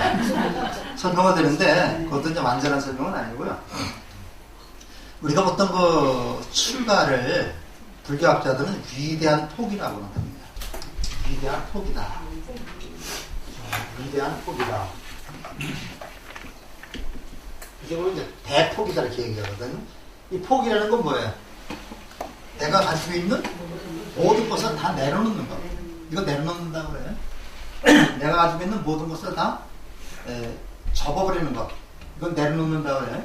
그러니까 우리가 말로는 뭐 내가 이제 내려놓겠다 했는데 말로는 그러지만 실제로 그거 쉽진 않죠. 이거 뭐야? 내가 가지고 있는 모든 것이 뭐냐면 기득권이지, 기득권. 내가 가지고 있는 기득권을 다 버리는 겁니다. 그래서 그렇기 때문에 부처님은 출가하셔가지고 내가 가빌라브의 왕자다 이런 거 주장 안 했죠. 왕자를 내놓는 겁니다. 그렇기 때문에 옷을 다 갈아입었어요. 지나가는 사냥꾼하고 옷을 갈아입었다고 그래요. 그 다음에 머리를 다 깎아버렸습니다. 머리하고 수염을 깎아버렸는데 머리 수염은 몇 깎은 거예요? 이게 상징적인 의미입니다. 머리를 기르는 것은 기르는 거하고 상징적인 의미인데 머리 깎는다는 것은 내 몸에 있는 모든 것까지 다 버린다는 의미죠. 그래서 우리가 이제 머리를 무명초다 그런다고 그래요. 무명초다. 스님들 얘기입니다. 무명초라 해가지고 무명의 이러한 풀을 깎아버린다. 그러니까 뭐예요? 무명을 없애버리고 지혜롭게 살겠다는 다짐이라고 볼 수 있죠. 그래서 이제 어떤 스님이 쓴 책 한번 읽어보니까 자기들 스님들이라고 고민 없을 일이 없죠. 다 고민도 있고 다 마음의 갈등도 있고 그렇습니다. 그럴 때면 당신 머리를 만져본대요. 내가 왜 머리를 깎았나? 그걸 한번 되새겨보면서 그런 어려움에서 벗어난다 이렇게 얘기를 하더라고요. 그래서 스님들이 요새는 스님들이 직접 머리 깎습니다. 머리 깎는데 머리 깎으면서 내가 왜 머리를 깎았나? 이것을 한번 되새겨보면서 한번 다짐을 한다고 해요. 그래서 우리가 이제 쉽게 얘기하면요, 출가라는 것은 자기가 가지고 있는 기득권을 다 버리고 집을 나서는 게 출가다. 이걸 이제 뒤에 대승불 그쪽에서 오는 중생을 구제하기 위해서 사실 치면은 중생 구제라는 목적도 없었겠죠. 그래서 이제 근데 부처님은 뭐 그랬대요? 부처님은 왜 우리가 고통스럽게 살아야만 하는가? 왜 고통스럽게 살아야만 하는가? 모든 중생을 고통에서부터 벗어나게 할 수는 없을까? 이런 것을 해결하기 위해서 출가를 하신 겁니다. 출가했는데 이걸 갖다가 집에서 저 출가하겠습니다 하면은 그거 갔다 와라 나가라 이렇게 할 부모 이렇게 많지 않죠? 나도 뭐 내 아들이 출가한다면 나도 말릴 거예요. 근데 정관왕 같은 경우는 더 그렇겠죠. 한번 여기 전륜성왕이 되기를 꿈꿨는데 아들이 출가한다면 그 말리겠죠. 그러니까 또 그때 마침 아들이 탄생했습니다. 라울라가 나왔어요. 그렇기 때문에 거기다 정 붙이면 또 출가 못하죠. 그러니까 그냥 찬나를 데리고서 유성 출가라고 그래요. 유성 출가인데 육자가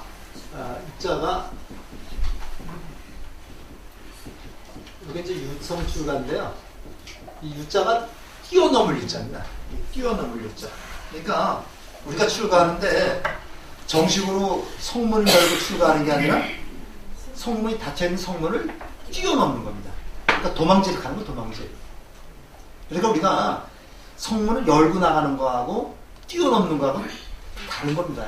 그러니까 이제 몰래 아무도 몰래 한밤중에 모든 것을 버리고 말을 말을 타고 뛰어넘는 겁니다. 뛰어넘어서 옷을 벗어가지고 다 이제 그 찬나한테 줬어요. 주고 이제 가세가는 그 고향집에 가서 부모님한테 보여드리라고 당신은 사냥꾼에 허름한 옷을 갖다가 입고 이제 수행을 시작한 겁니다.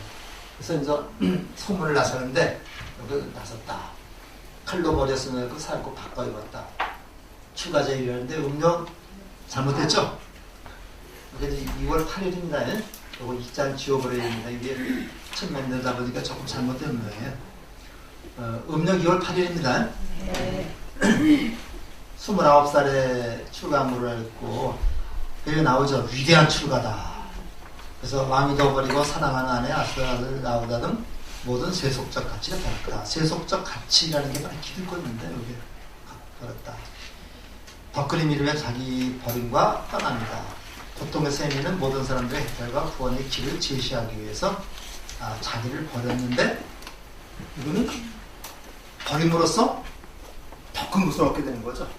그러니까 우리가 이제 항상 주머니 속에 꽉 채워놓으면 뭐 더 좋은 걸 봐도 이걸 못 받아요. 근데 주머니가 비우면은 정말로 넣을 수가 있잖아요. 우리가 이제 뷔페 식당에 가보면 저 앞에는 저 맛없는 건 잔뜩 있는데 맛없는 거 시컷 먹고 나면 나중에 맛있는 거 못 먹죠. 그래서 항상 저 앞에는 저 보통 별 맛없는 거 갖다 놓더라고요. 근데 이제 그렇듯이 우리가 이제 앞에서 나오는 거는 조금만 거의 먹지 않고 나중에 이제 맛있는 거 나오면 많이 먹으면 좋듯이 우리가 버리면요. 우리가 버리면 자기를 위해서 이거 버리면은 더 큰 것을 얻게 됩니다. 우리가 만약입니다. 시타르타 태자가 출가하지 않고 그냥 왕위를 이어받았다면 지금 우리가 그 사람 기억이나 하겠어요? 기억 못하죠? 근데 그분이 그 왕위를 버렸기 때문에 2600년이 지난 우리도 지금 이렇게 기억을 하고 그분 때문에 먹고 사는 사람이 얼마나 많겠습니까? 그러니까 성인이죠. 그러니까 우리가 가만히 보면요.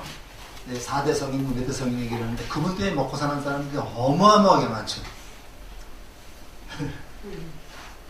이제 그런 것을 우리가 좀 보시고요. 자, 그러니까 이제 스승이 있어야 되겠죠. 근데 이제 이때 인도의 그 사상이 이 브라만교 사상이 있어가지고 인도에 이제 그 사성계급이라는 게 있는데 이제 뭐가 있어요? 맨 위에가 브라만 계급이 있고, 그 다음에 크샤트리아 계급이 있고, 그 다음에 바이샤 계급이 있고, 수드라 계급이 있습니다. 근데 여기도 끼지 못하는 사람은 하리잔이라 해가지고, 요거는 이제 우리가 불가촉 천민이라고 그래요. 근데, 이 당시에는 아리안족이 기원전 3000년경에 이제 인도에 왔습니다. 일단은 브라만 교육이 브라만 사제가 가장 더 높은 계층이었는데 부처님이 태어날 때쯤 기원전 한 600년쯤에는 브라만 계급이 쇠퇴하고 크샤트리아 계급이 더 무기를 가지고 있으니까 또 이렇게 부상하던 때였었습니다. 부상하던 때였었는데 그러면서 브라만 사상에 대항하는 사상가들이 많이 나왔어요. 많이 나왔는데 그분들을 보통 우리가 혁신적인 사상 가지고 사문이라고 합니다. 브라만 사상에 반대했던 그러한 일군의 집단을 사문이라고 해요. 사문. 이것의 사문이라는 말은 불교에서 스님만을 뜻하는 말이 아닙니다.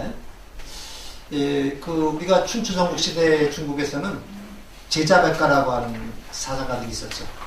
제자백가라는 여러 사상가들이 많이 나왔는데 거의 같은 시기입니다. 같은 시간에 사문이라고 하는 그런 사상가들이 굉장히 많이 나왔어요. 그래서 이거 혁신적인 사문인데 배달을 요건 저기입니다. 브라만의 경전이죠. 요거를 부정하는 겁니다.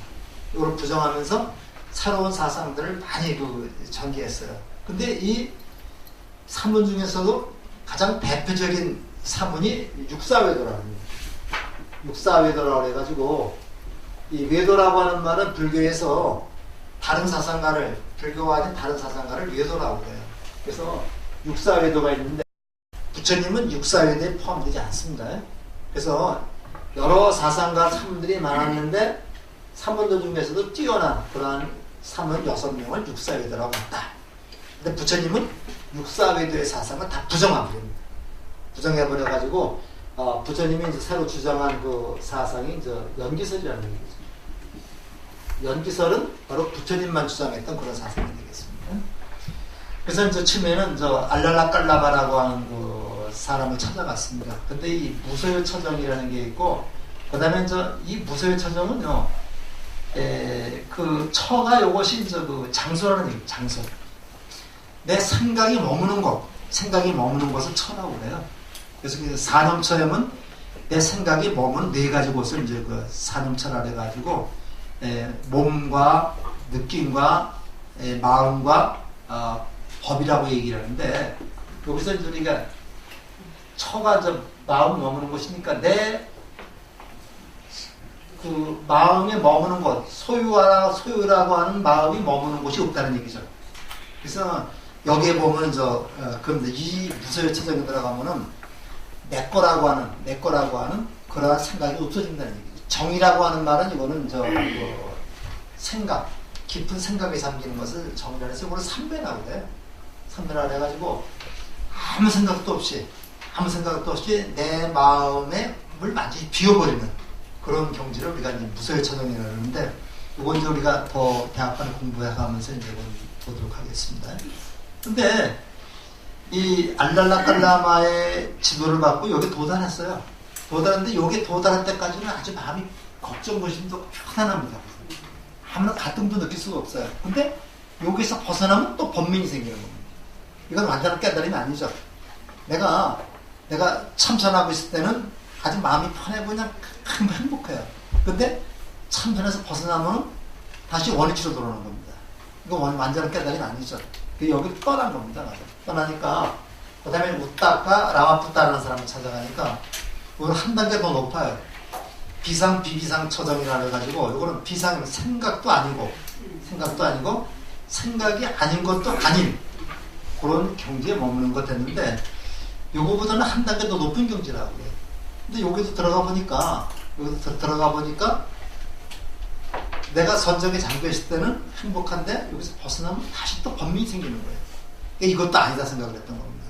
그래서 무소유 처정과 이제 비상 비비상 처정에 대한 것은 이제 우리 많이 나오는데, 그냥 그런 상태, 이게 이제 우리 깨달음에 거의 이른 경지인데, 우리가 이제 부처님의 경지에 거의 달하는 그런 경지라고 볼 수 있습니다. 그러니까 내 마음이 어디에도 집착하지 않는다.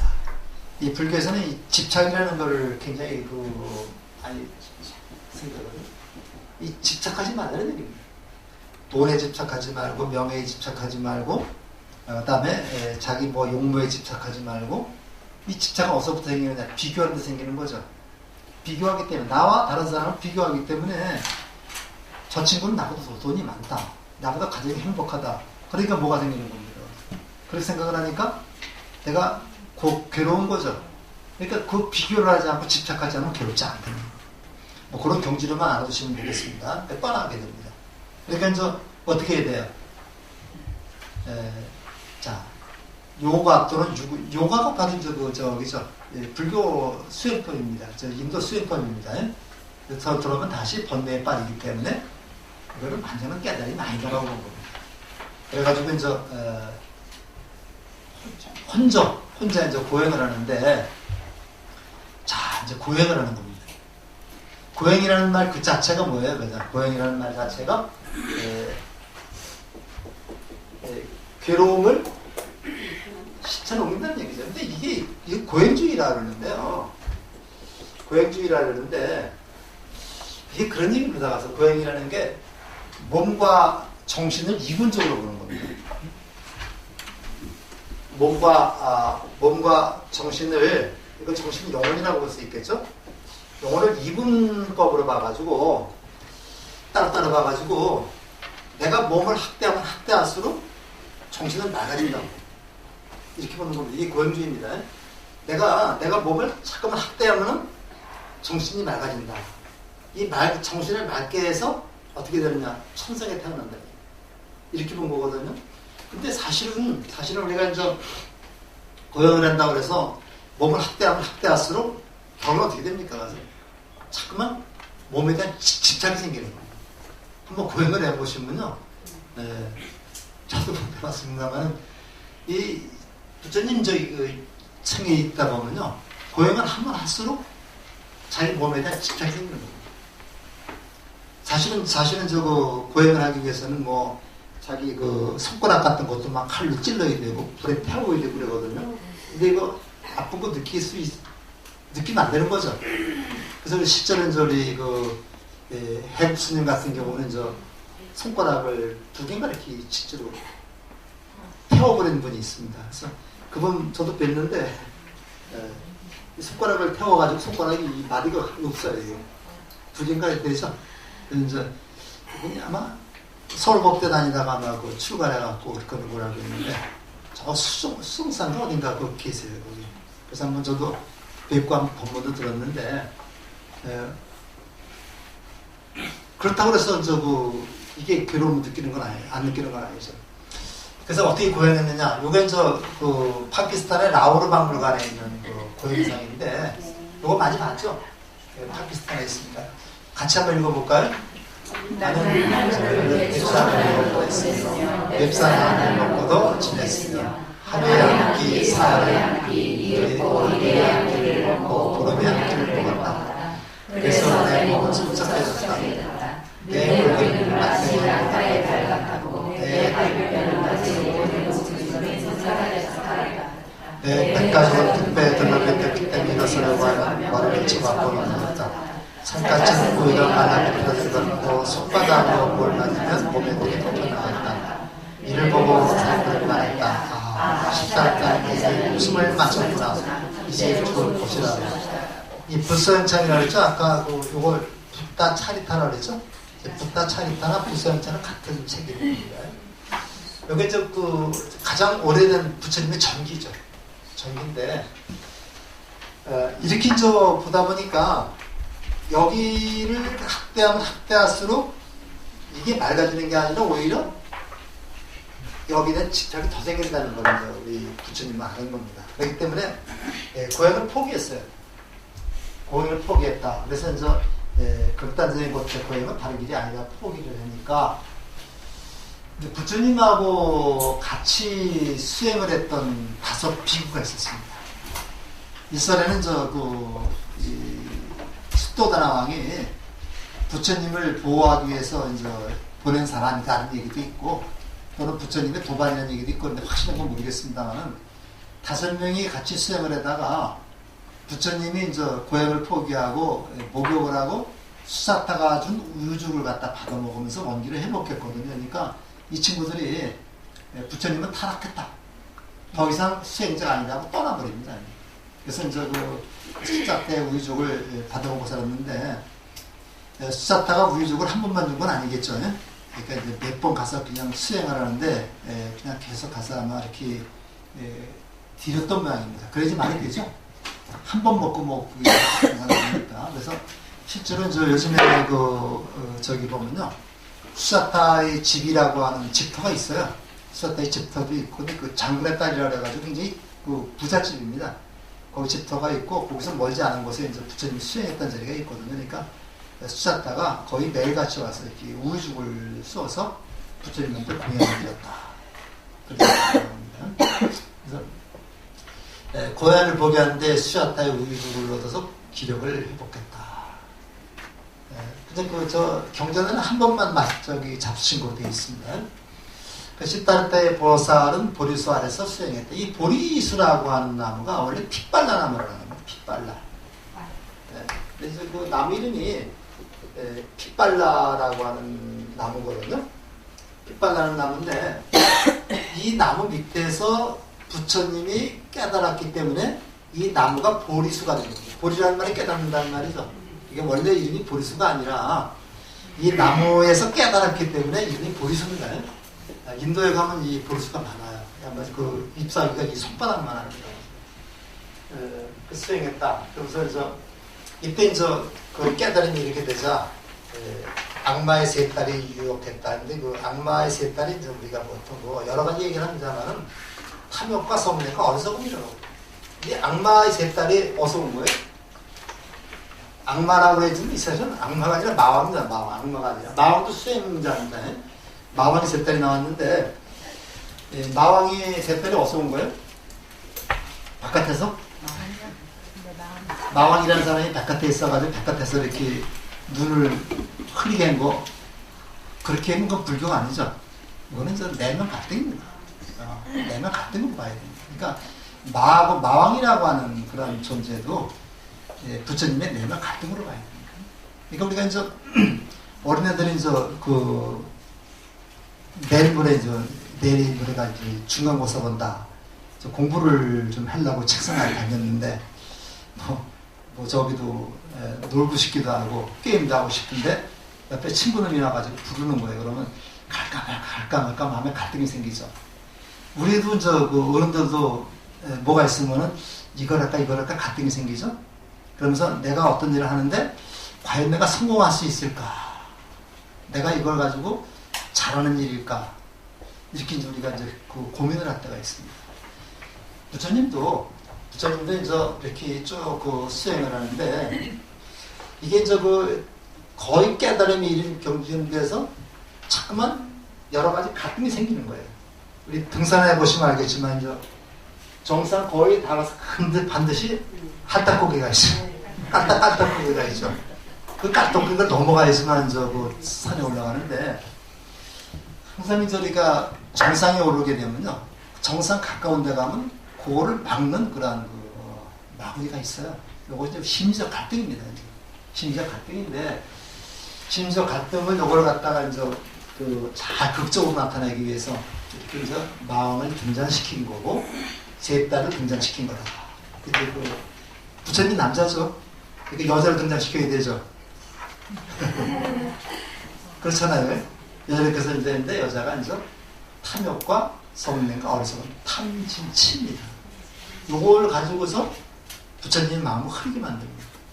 그러니까 이제 안 되겠다 해가지고 참선한 자세가 바로 이런 자세입니다. 우리가 이제 이것이 참선 자세죠. 이렇게 하는 게. 여기서 이제 오른손을 풀어서 요거로 땅을 가리키는 겁니다. 땅을 가리키는데 요것도 한번 잘 생각을 해보세요. 여기서 이거는 불국사 본전불입니다. 본전불인데 여기서 이제 정참선 자세에 손을 풀어서 배지를 가리키자, 땅을 가리키자, 지신이 부처님의 선행을 증명했다. 그래서 이거를 항마촉진이라고 해요. 마구니를 항복받기 위해서죠. 마구니를 항복받기 위해서 손가락으로 땅을 짚었다는 얘기죠.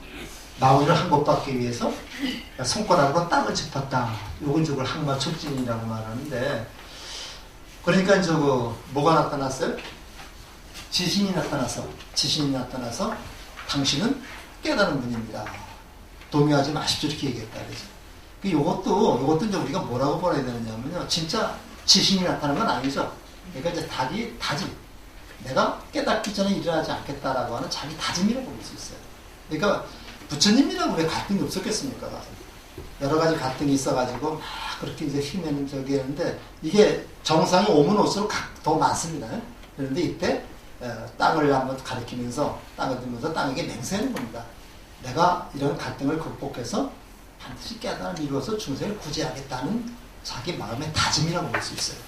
이렇게 해서 이제 드디어 깨달았는데 새벽녘에 음력 며칠 날 열었습니까? 이것도 12월 28일, 12월 8일입니다. 이건 잘못했네요. 음력 12월 8일 날 새벽 3시. 그 다음에 그 샛별이 떠오르는 걸 보고서 온 세계가 여태 깨달았다. 그래서 부처가 됐다. 이때가 35세고 그때를 우리가 성도 제일이라고 얘기를 합니다. 학자에 따라서 조금 다른 견해를 주장하는 사람도 있습니다. 그 중국의 청태 지자대사 같은 경우는요, 부처님이 29살에 깨달았다고 그래요. 깨달았고 50년 동안 정법 활동을 하다가 79세에 돌아가셨다. 이렇게 주장하는 분도 있습니다만 일반적으로 29세 출가, 35세 성도, 80세 열반 이렇게 보는 게 일반적인 경우가 돼요. 깨달으니까 뭐가 되는 거예요? 뭐가 돼요? 어떻게 깨달고 나니까? 첫째, 화장실에 안 간다. 화장실에 안 간다. 둘째, 날아다닌다. 그렇게 되는 겁니까? 뭐가 바뀌었어요? 화장실에 다 가죠? 다 먹어야 되죠? 걸어 다녀야 되죠? 뭐가 바뀐 겁니까? 가서? 생각이 바뀐 거죠? 생각이 바뀐 거예요. 생각이 바뀌었다. 이건 이제 관점이라고 그래요. 관점이 바뀌었다. 어디에서? 중생의 관점에서 부처의 관점으로 바뀌었다. 눈이 안목이 바뀌었다 그래요. 내가 중생이라는 생각에서 내가 중생이 아니라고 하는 부처라고 하는 그러한 것을 알았다는 얘기입니다. 이게 바로 뭐야? 이게 바로 지혜죠. 이게 바로 지혜입니다. 지혜라고 그러니까 뭐 지혜를 증득했다 그러니까 지혜라고 하는 어떤 게 있는 게 아닙니다. 지혜는 게 있는 게 아니라 내가 부처임을 알았다는 그 자체가 지혜입니다. 내가 부처임을 알았다는 게 그 지혜다. 그러면 이게 완전한 깨달음인가 아닌가를 또 확인을 해야 되겠죠. 누가 인가해 주는 사람이 없죠. 요즘 같으면은 제자가 깨달으면 스승이 인가를 해줍니다. 나는 인가해 주는데 이 지혜롭고 지혜롭지 않은 건 뭘 보면 알 수 있어요? 이 사람이 진짜 깨달았는지 안 깨달았는지 알려면은 뭐 보면 알 수 있어요? 그 사람의 행동을 보면 알 수 있죠. 그렇지 않아요? 네, 그러니까 그 사람이 중생인가 아닌가는 그 사람이 행동을 보면 이 사람이 중생인가 아닌가를 알 수가 있습니다.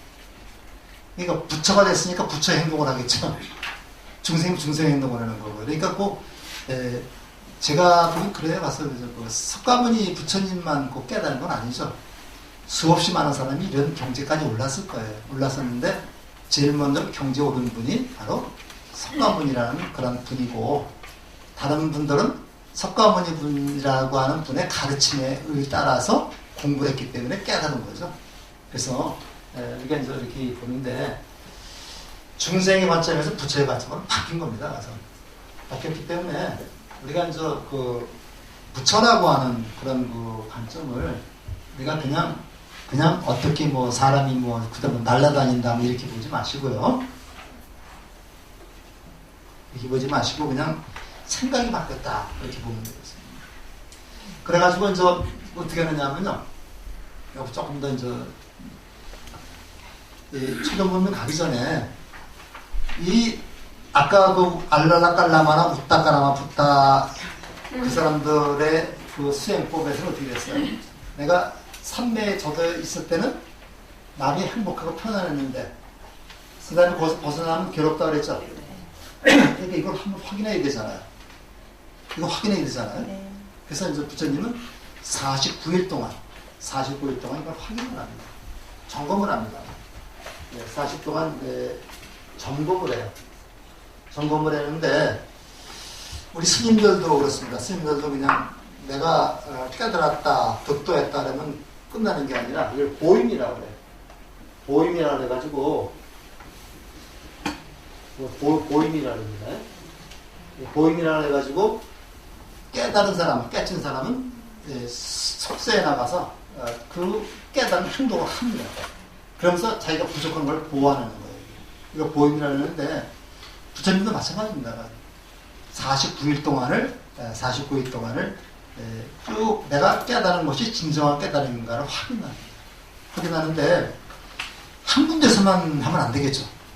내가 그 보리수 밑에서 깨달았는데 보리수 거기서만 밑에서만 있으면 안 되겠죠. 그래서 일주일 동안은 거기서 있으면서 계속 그 선정에 들어갔다 나왔다 해가면서 그걸 확인합니다. 나와서도 마음이 편안한 거예요. 그러니까 한번 자리를 옮겨봅니다. 자리를 옮겨가지고 또 다른 곳에 가서 또 7일 동안 또 이렇게 그 확인을 해요. 이렇게 해서 7번 자리를 올립니다. 7번 자리를 옮겨서 49일 동안 7번 자리를 옮겨가지고 7시니까 49일 동안 자기의 깨달음을 확인을 합니다. 그래서 우리가 저거 인도 성지설에 가면요 친선처라고 해가지고 부처님이 깨닫고 나서 7번 자리를 옮겨가지고 확인한 그런 곳이 다 있습니다. 자리가 그대로 있어요. 있는데 이렇게 되고 나서 자리를 옮기고 공간을 바꾸고 그 다음에 그래도 내가 깨달은 것은 완전한 깨달을 확신이 생겼기 때문에 이제는 어떻게 할까 고민을 합니다. 고민을 하는데 내가 깨달은 이 원리를 알아들을 사람이 과연 있을 것인가. 그러니까 이대로 내가 열반을 들어야 되겠다고 얘기를 하거든요. 이거는 저희가 마찬가지입니다. 기독교에서도 예수님이 다시 살아났다가 하늘로 올라가죠. 이거 마찬가지 얘기입니다. 그래서 내가 깨달은 이 내용은 아무도 알아들을 수가 없을 것 같다. 그러니까 그래서 다시 내가 열반을 들어야 되겠다 이렇게 생각을 합니다. 근데 누가 내려와요? 범천님 하느님 범천이 내려와가지고 부처님 열반을 드시지 마십시오. 중생들을 제도하십시오. 이렇게 얘기를 한다 그러죠. 이걸 권청이라고 그래요. 권청이라는 게 이것도 권청도 진짜 범천이 내려와서 얘기하는 거예요. 그것도 마음의 갈등이죠. 내가 이렇게 그 열반에 들어야 되겠다고 생각을 하면서도 아니다. 내가 이렇게 좋은 교육을 깨쳤는데 요거를 얘기해 주면은 그래도 깨칠 사람이 있지 않을까. 이렇게 갈등을 하다가 드디어 이제 열반에 드는 것을 포기하고 세상과 법을 정하게 되는 거죠. 이걸 전법이라고 해요. 뭐 전법이라 해가지고 이렇게도 씁니다. 그리고 전법은 법률을 불린다는 얘기죠. 전체가 불린다는 얘기죠. 전법을 불려서 알아듣기 쉽게 얘기하는 걸 이렇게 전법이라고 말합니다. 또는 이렇게 전법이라고 써요. 이런 전법이라고 쓰는데 이런 전법은 부처님의 가르침을 그대로 똑같이 내 생각을 집어넣지 않고 얘기해 주는 걸 이런 전법. 이렇게 하는데 법륜을 굴린다는데 처음으로 법륜을 굴렸기 때문에 그걸 초전법륜이라고 해요. 그래서 노계원에 있는 5수행자를 향해 설법했는데 여태까지 가는 길이 굉장히 먼 길입니다. 먼 길인데 부처님 걸어가셨어요. 걸어가셨는데 자 그때 뭐를 설했느냐 5비구를 찾아갔습니다. 찾아갔더니 우리 경전에 그렇게 돼 있어요. 5비구들이 서로 약속하기를 저기 시다르타가 오는데 쟤는 저 시다르타는 타락한 사람이다. 우리 아는 척도 하지 말자. 그러다가 부처님이 걸어가자 거기 위세에 못 눌려가지고 일어나서 자리를 걸었다는 거거든요. 근데 그렇게 믿어도 괜찮았겠지만 더 확실한 거는 게 암견 직가에 나오는 거 보면요. 부처님이 처음에 그 사람들 찾아갔을 때 그 사람들은 외면을 했어요. 외면을 했는데 부처님이 계속 간청하는 거죠. 야, 내 말 한 번만 들어봐라. 한 번만 들어봐라. 이렇게 하니까 그 제자들이 5명이 그러면 당신만 한 번 들어봅시다. 이렇게 얘기가 나온 겁니다. 그때 뭘 얘기를 해야 되겠어요? 결론을 얘기해야 되겠죠? 결론을 얘기해야 되죠? 그래서 그때 제일 먼저 설한 게 중도입니다. 불교에서 결론이 중도거든요. 중도를 말하고 그 다음에 pháp 정도를 말하고 그 다음에 그 사람들이 그 부처님의 말에 귀를 기울이자 요거를 체계적으로 말하는 게 사성제죠. 그 다음에 12연기가 되는 겁니다. 그래서 이걸 그 포기자션에서 많이 나오는 문제인데 부처님이 그 5명의 수행자한테 제일 먼저 설한 게 뭐냐? pháp 정도냐? 사성제냐? 그 다음에 연기법이냐? 삼법인이냐? 이렇게 나오면 pháp 정도, 중도 얘기가 됩니다. 중도라고 하는 말에 중자는 저희 스님한테 많이 배웠고 이거는 발을 좀 잡고 똑같은 말입니다. 여기에도 집착하지 않는 그런 마음을 우리가 집착하지 않으면 올바로 볼 수 있죠. 우리가 그 색안경을 끼고 보면은 이 세상에 색안경 그 색깔대로 보이죠. 그렇지만 이게 안경을 벗어버리면 있는 그대로 보이는 거죠. 그래서 이렇게 집착하지 않고 있는 그대로 보는 것을 바르게 보는 것을 중도라고 해요. 그래서 이렇게 해서 저희가 5명이 그 아랑이 됐다. 그래서 이때 부처님과 부처님의 가르침인 요 중도 8정도와 그 다음에 승가인 5명의 수행자가 생기게 됩니다. 이게 바로 뭐예요? 불법승 삼보가 되죠. 그래서 초전법륜 때 불법승 삼보가 확립이 됐다.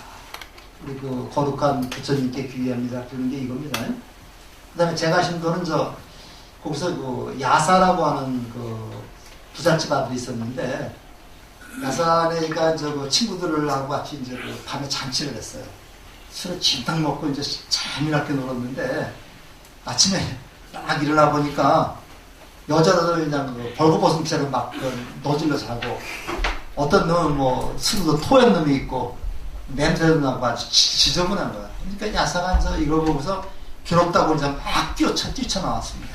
뛰쳐나오면서 결국 어저께도 때 재미나게 놀았는데 오늘 아침에 보니까 먹을 때 지끈지끈 아프고 술 많이 먹으면 그렇죠.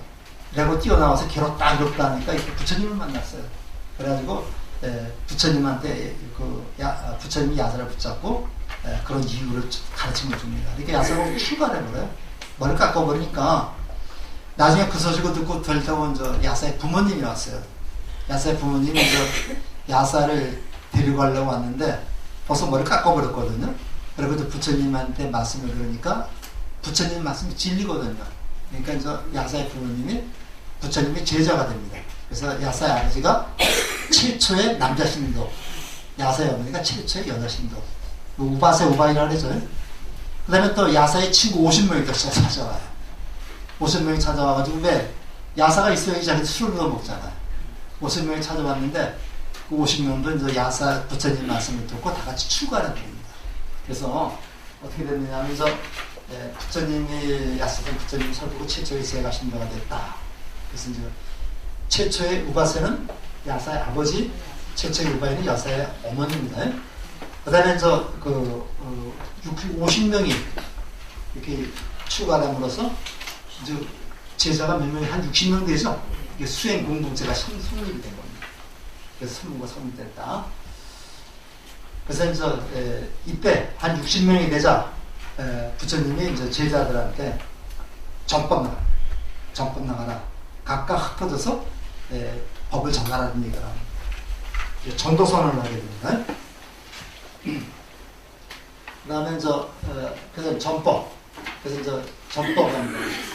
45년 동안 전법을 하면서 부처님이 쿠시나가로 가서 대장장의 춘다의 공연을 마지막으로 받고서 돌아가시게 된다는 거죠.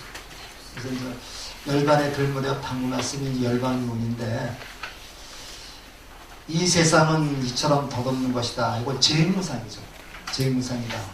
그러니 너희들은 부디 이 세상에서 스스로를 섬으로 삼고 스스로를 의지하라. 다 쓴 것을 의지하지 말되. 섬이라는 게 뭐예요? 섬.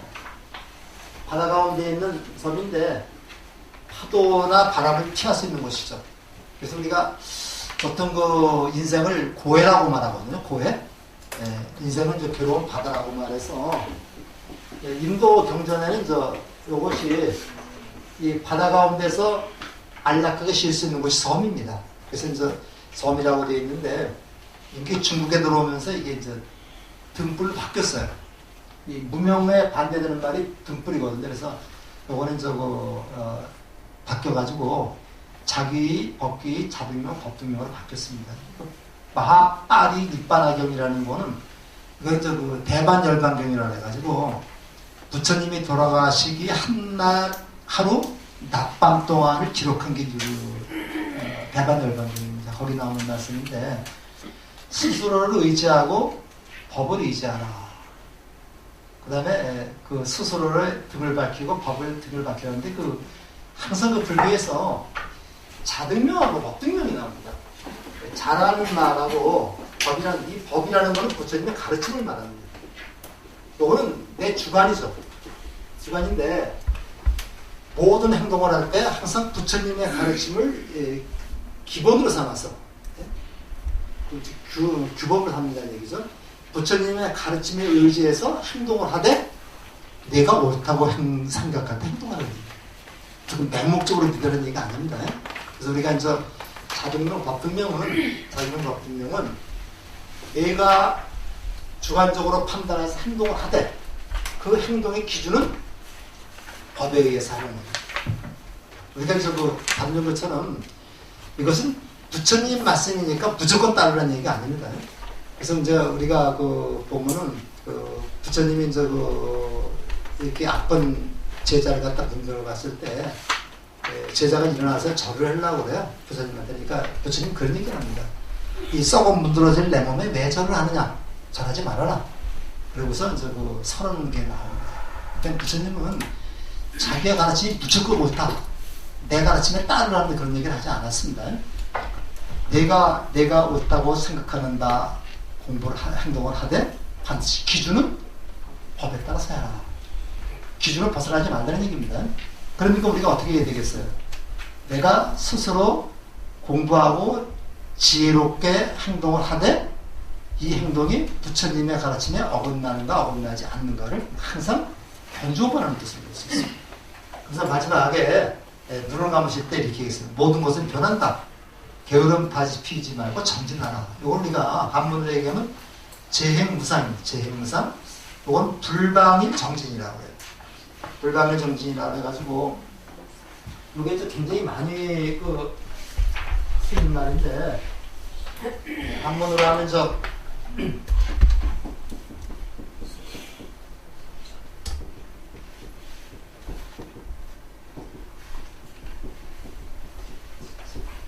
불방일 정진인데 불방일 이 방일이라는 말은요 어떤 틀을 벗어나서 제멋대로 행동하는 게 방일입니다.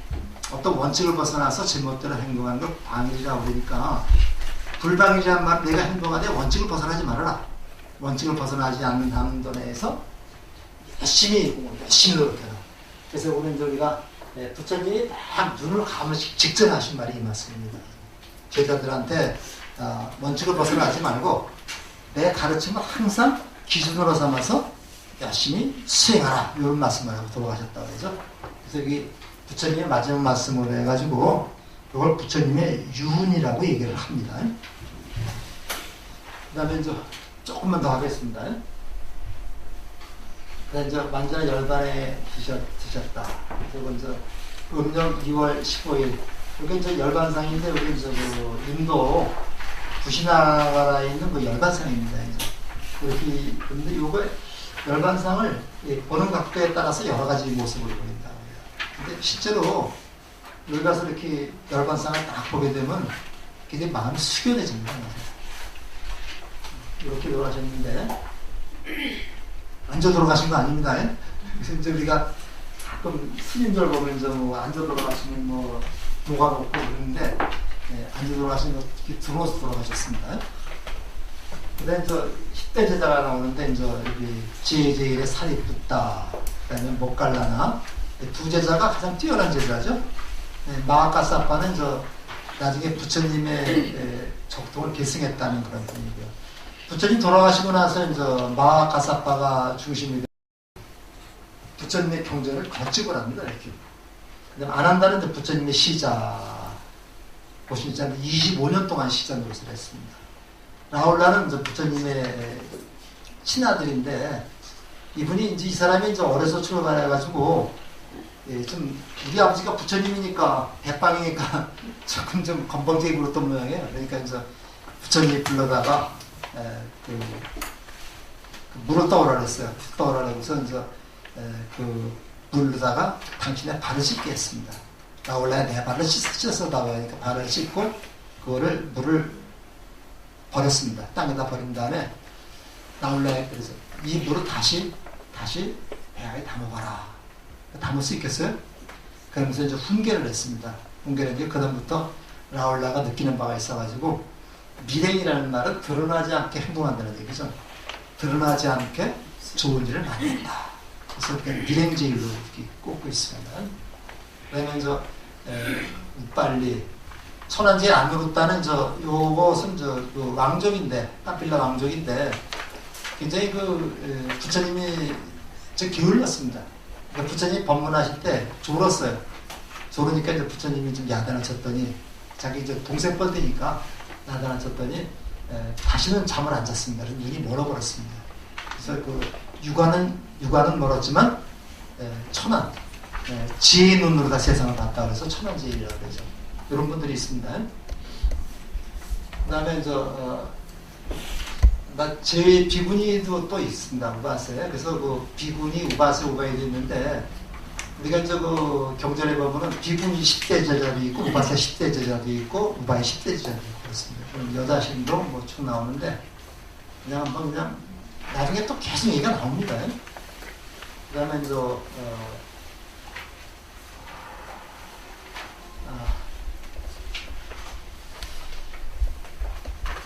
요건 우리가 경전에 보면요, 이런 말들이 많이 나와요. 경전의 마무리 보면 부처님이 설법을 하시면은, 거룩하십니다. 부처님이시여. 넘어진 것을 일으켜 세우듯이 가려져 있는 것을 나타내게 하듯이 방황하는 자에게 길을 앉는 것 같이 어둠 속에서 등불을 갖게 하고 눈 있는 자에게 보라는 듯이 이와 같이 부처님께서는 여러 가지 방법을 가지고 진리를 나타내 보이십니다. 요 말이 나오는데, 이건 거의 모든 경전에서 이 얘기가 나옵니다. 그래서 그 부처님의 설법을 듣고 나서 이렇게 쓰는데 방편이라는 말 하나만 말씀드리겠습니다. 이 방편이라고 하는 말을 우리가 좀 잘못 쓰고 있어요. 근데 이 방자가 어떤 면 정사각형인데 이 모방자거든요. 근데 이 방자가 정사각형입니다. 우리가 그 옛날에 우리가 국민학교 다니고 그랬던 상점을 주는 뭐 품행이 방정하고라고 썼죠. 방정하고 썼는데 그때는 이제 방자가 때는 바야흐로라는 뜻도 있거든요. 이거 품행이 바야흐로 바르고 뜻인데 요거는 방정이라고 하는 말은 요것도 바르다는 얘기고 이것도 바르다는 얘기거든요. 그래서 빈틈없이 똑같다. 정사각형이기 때문에 정사각형 바른 것을 편법으로 활용한다는 얘기입니다. 그래서 우리가 방편 얘기를 하는데 잘못된 것을 활용하면 이건 방편이 될 수가 없습니다. 부처님의 가르침 또는 어떤 목표에 정당한 것을 가지고서 이렇게 써야지 방편이 되는 거지 정당한 것을 가지고 쓰지 않으면 방편이 되지 않아요. 그래서 이제 요즘에는 뭐 방편으로 이렇게 했다 이렇게 쓰는데 방편이라는 말이 좀 요새 타락해 있습니다. 근데 원래 방편이라는 말은 올바른 방법으로서 목적에 도달하려고 하는 수단을 우리가 방편이라고 해요.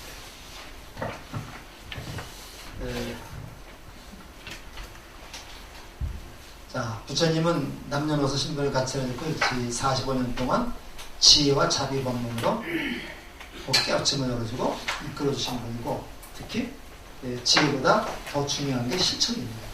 그런 점을 우리가 이제 염두에 두시고서 우리도 그렇게 해야 되겠다.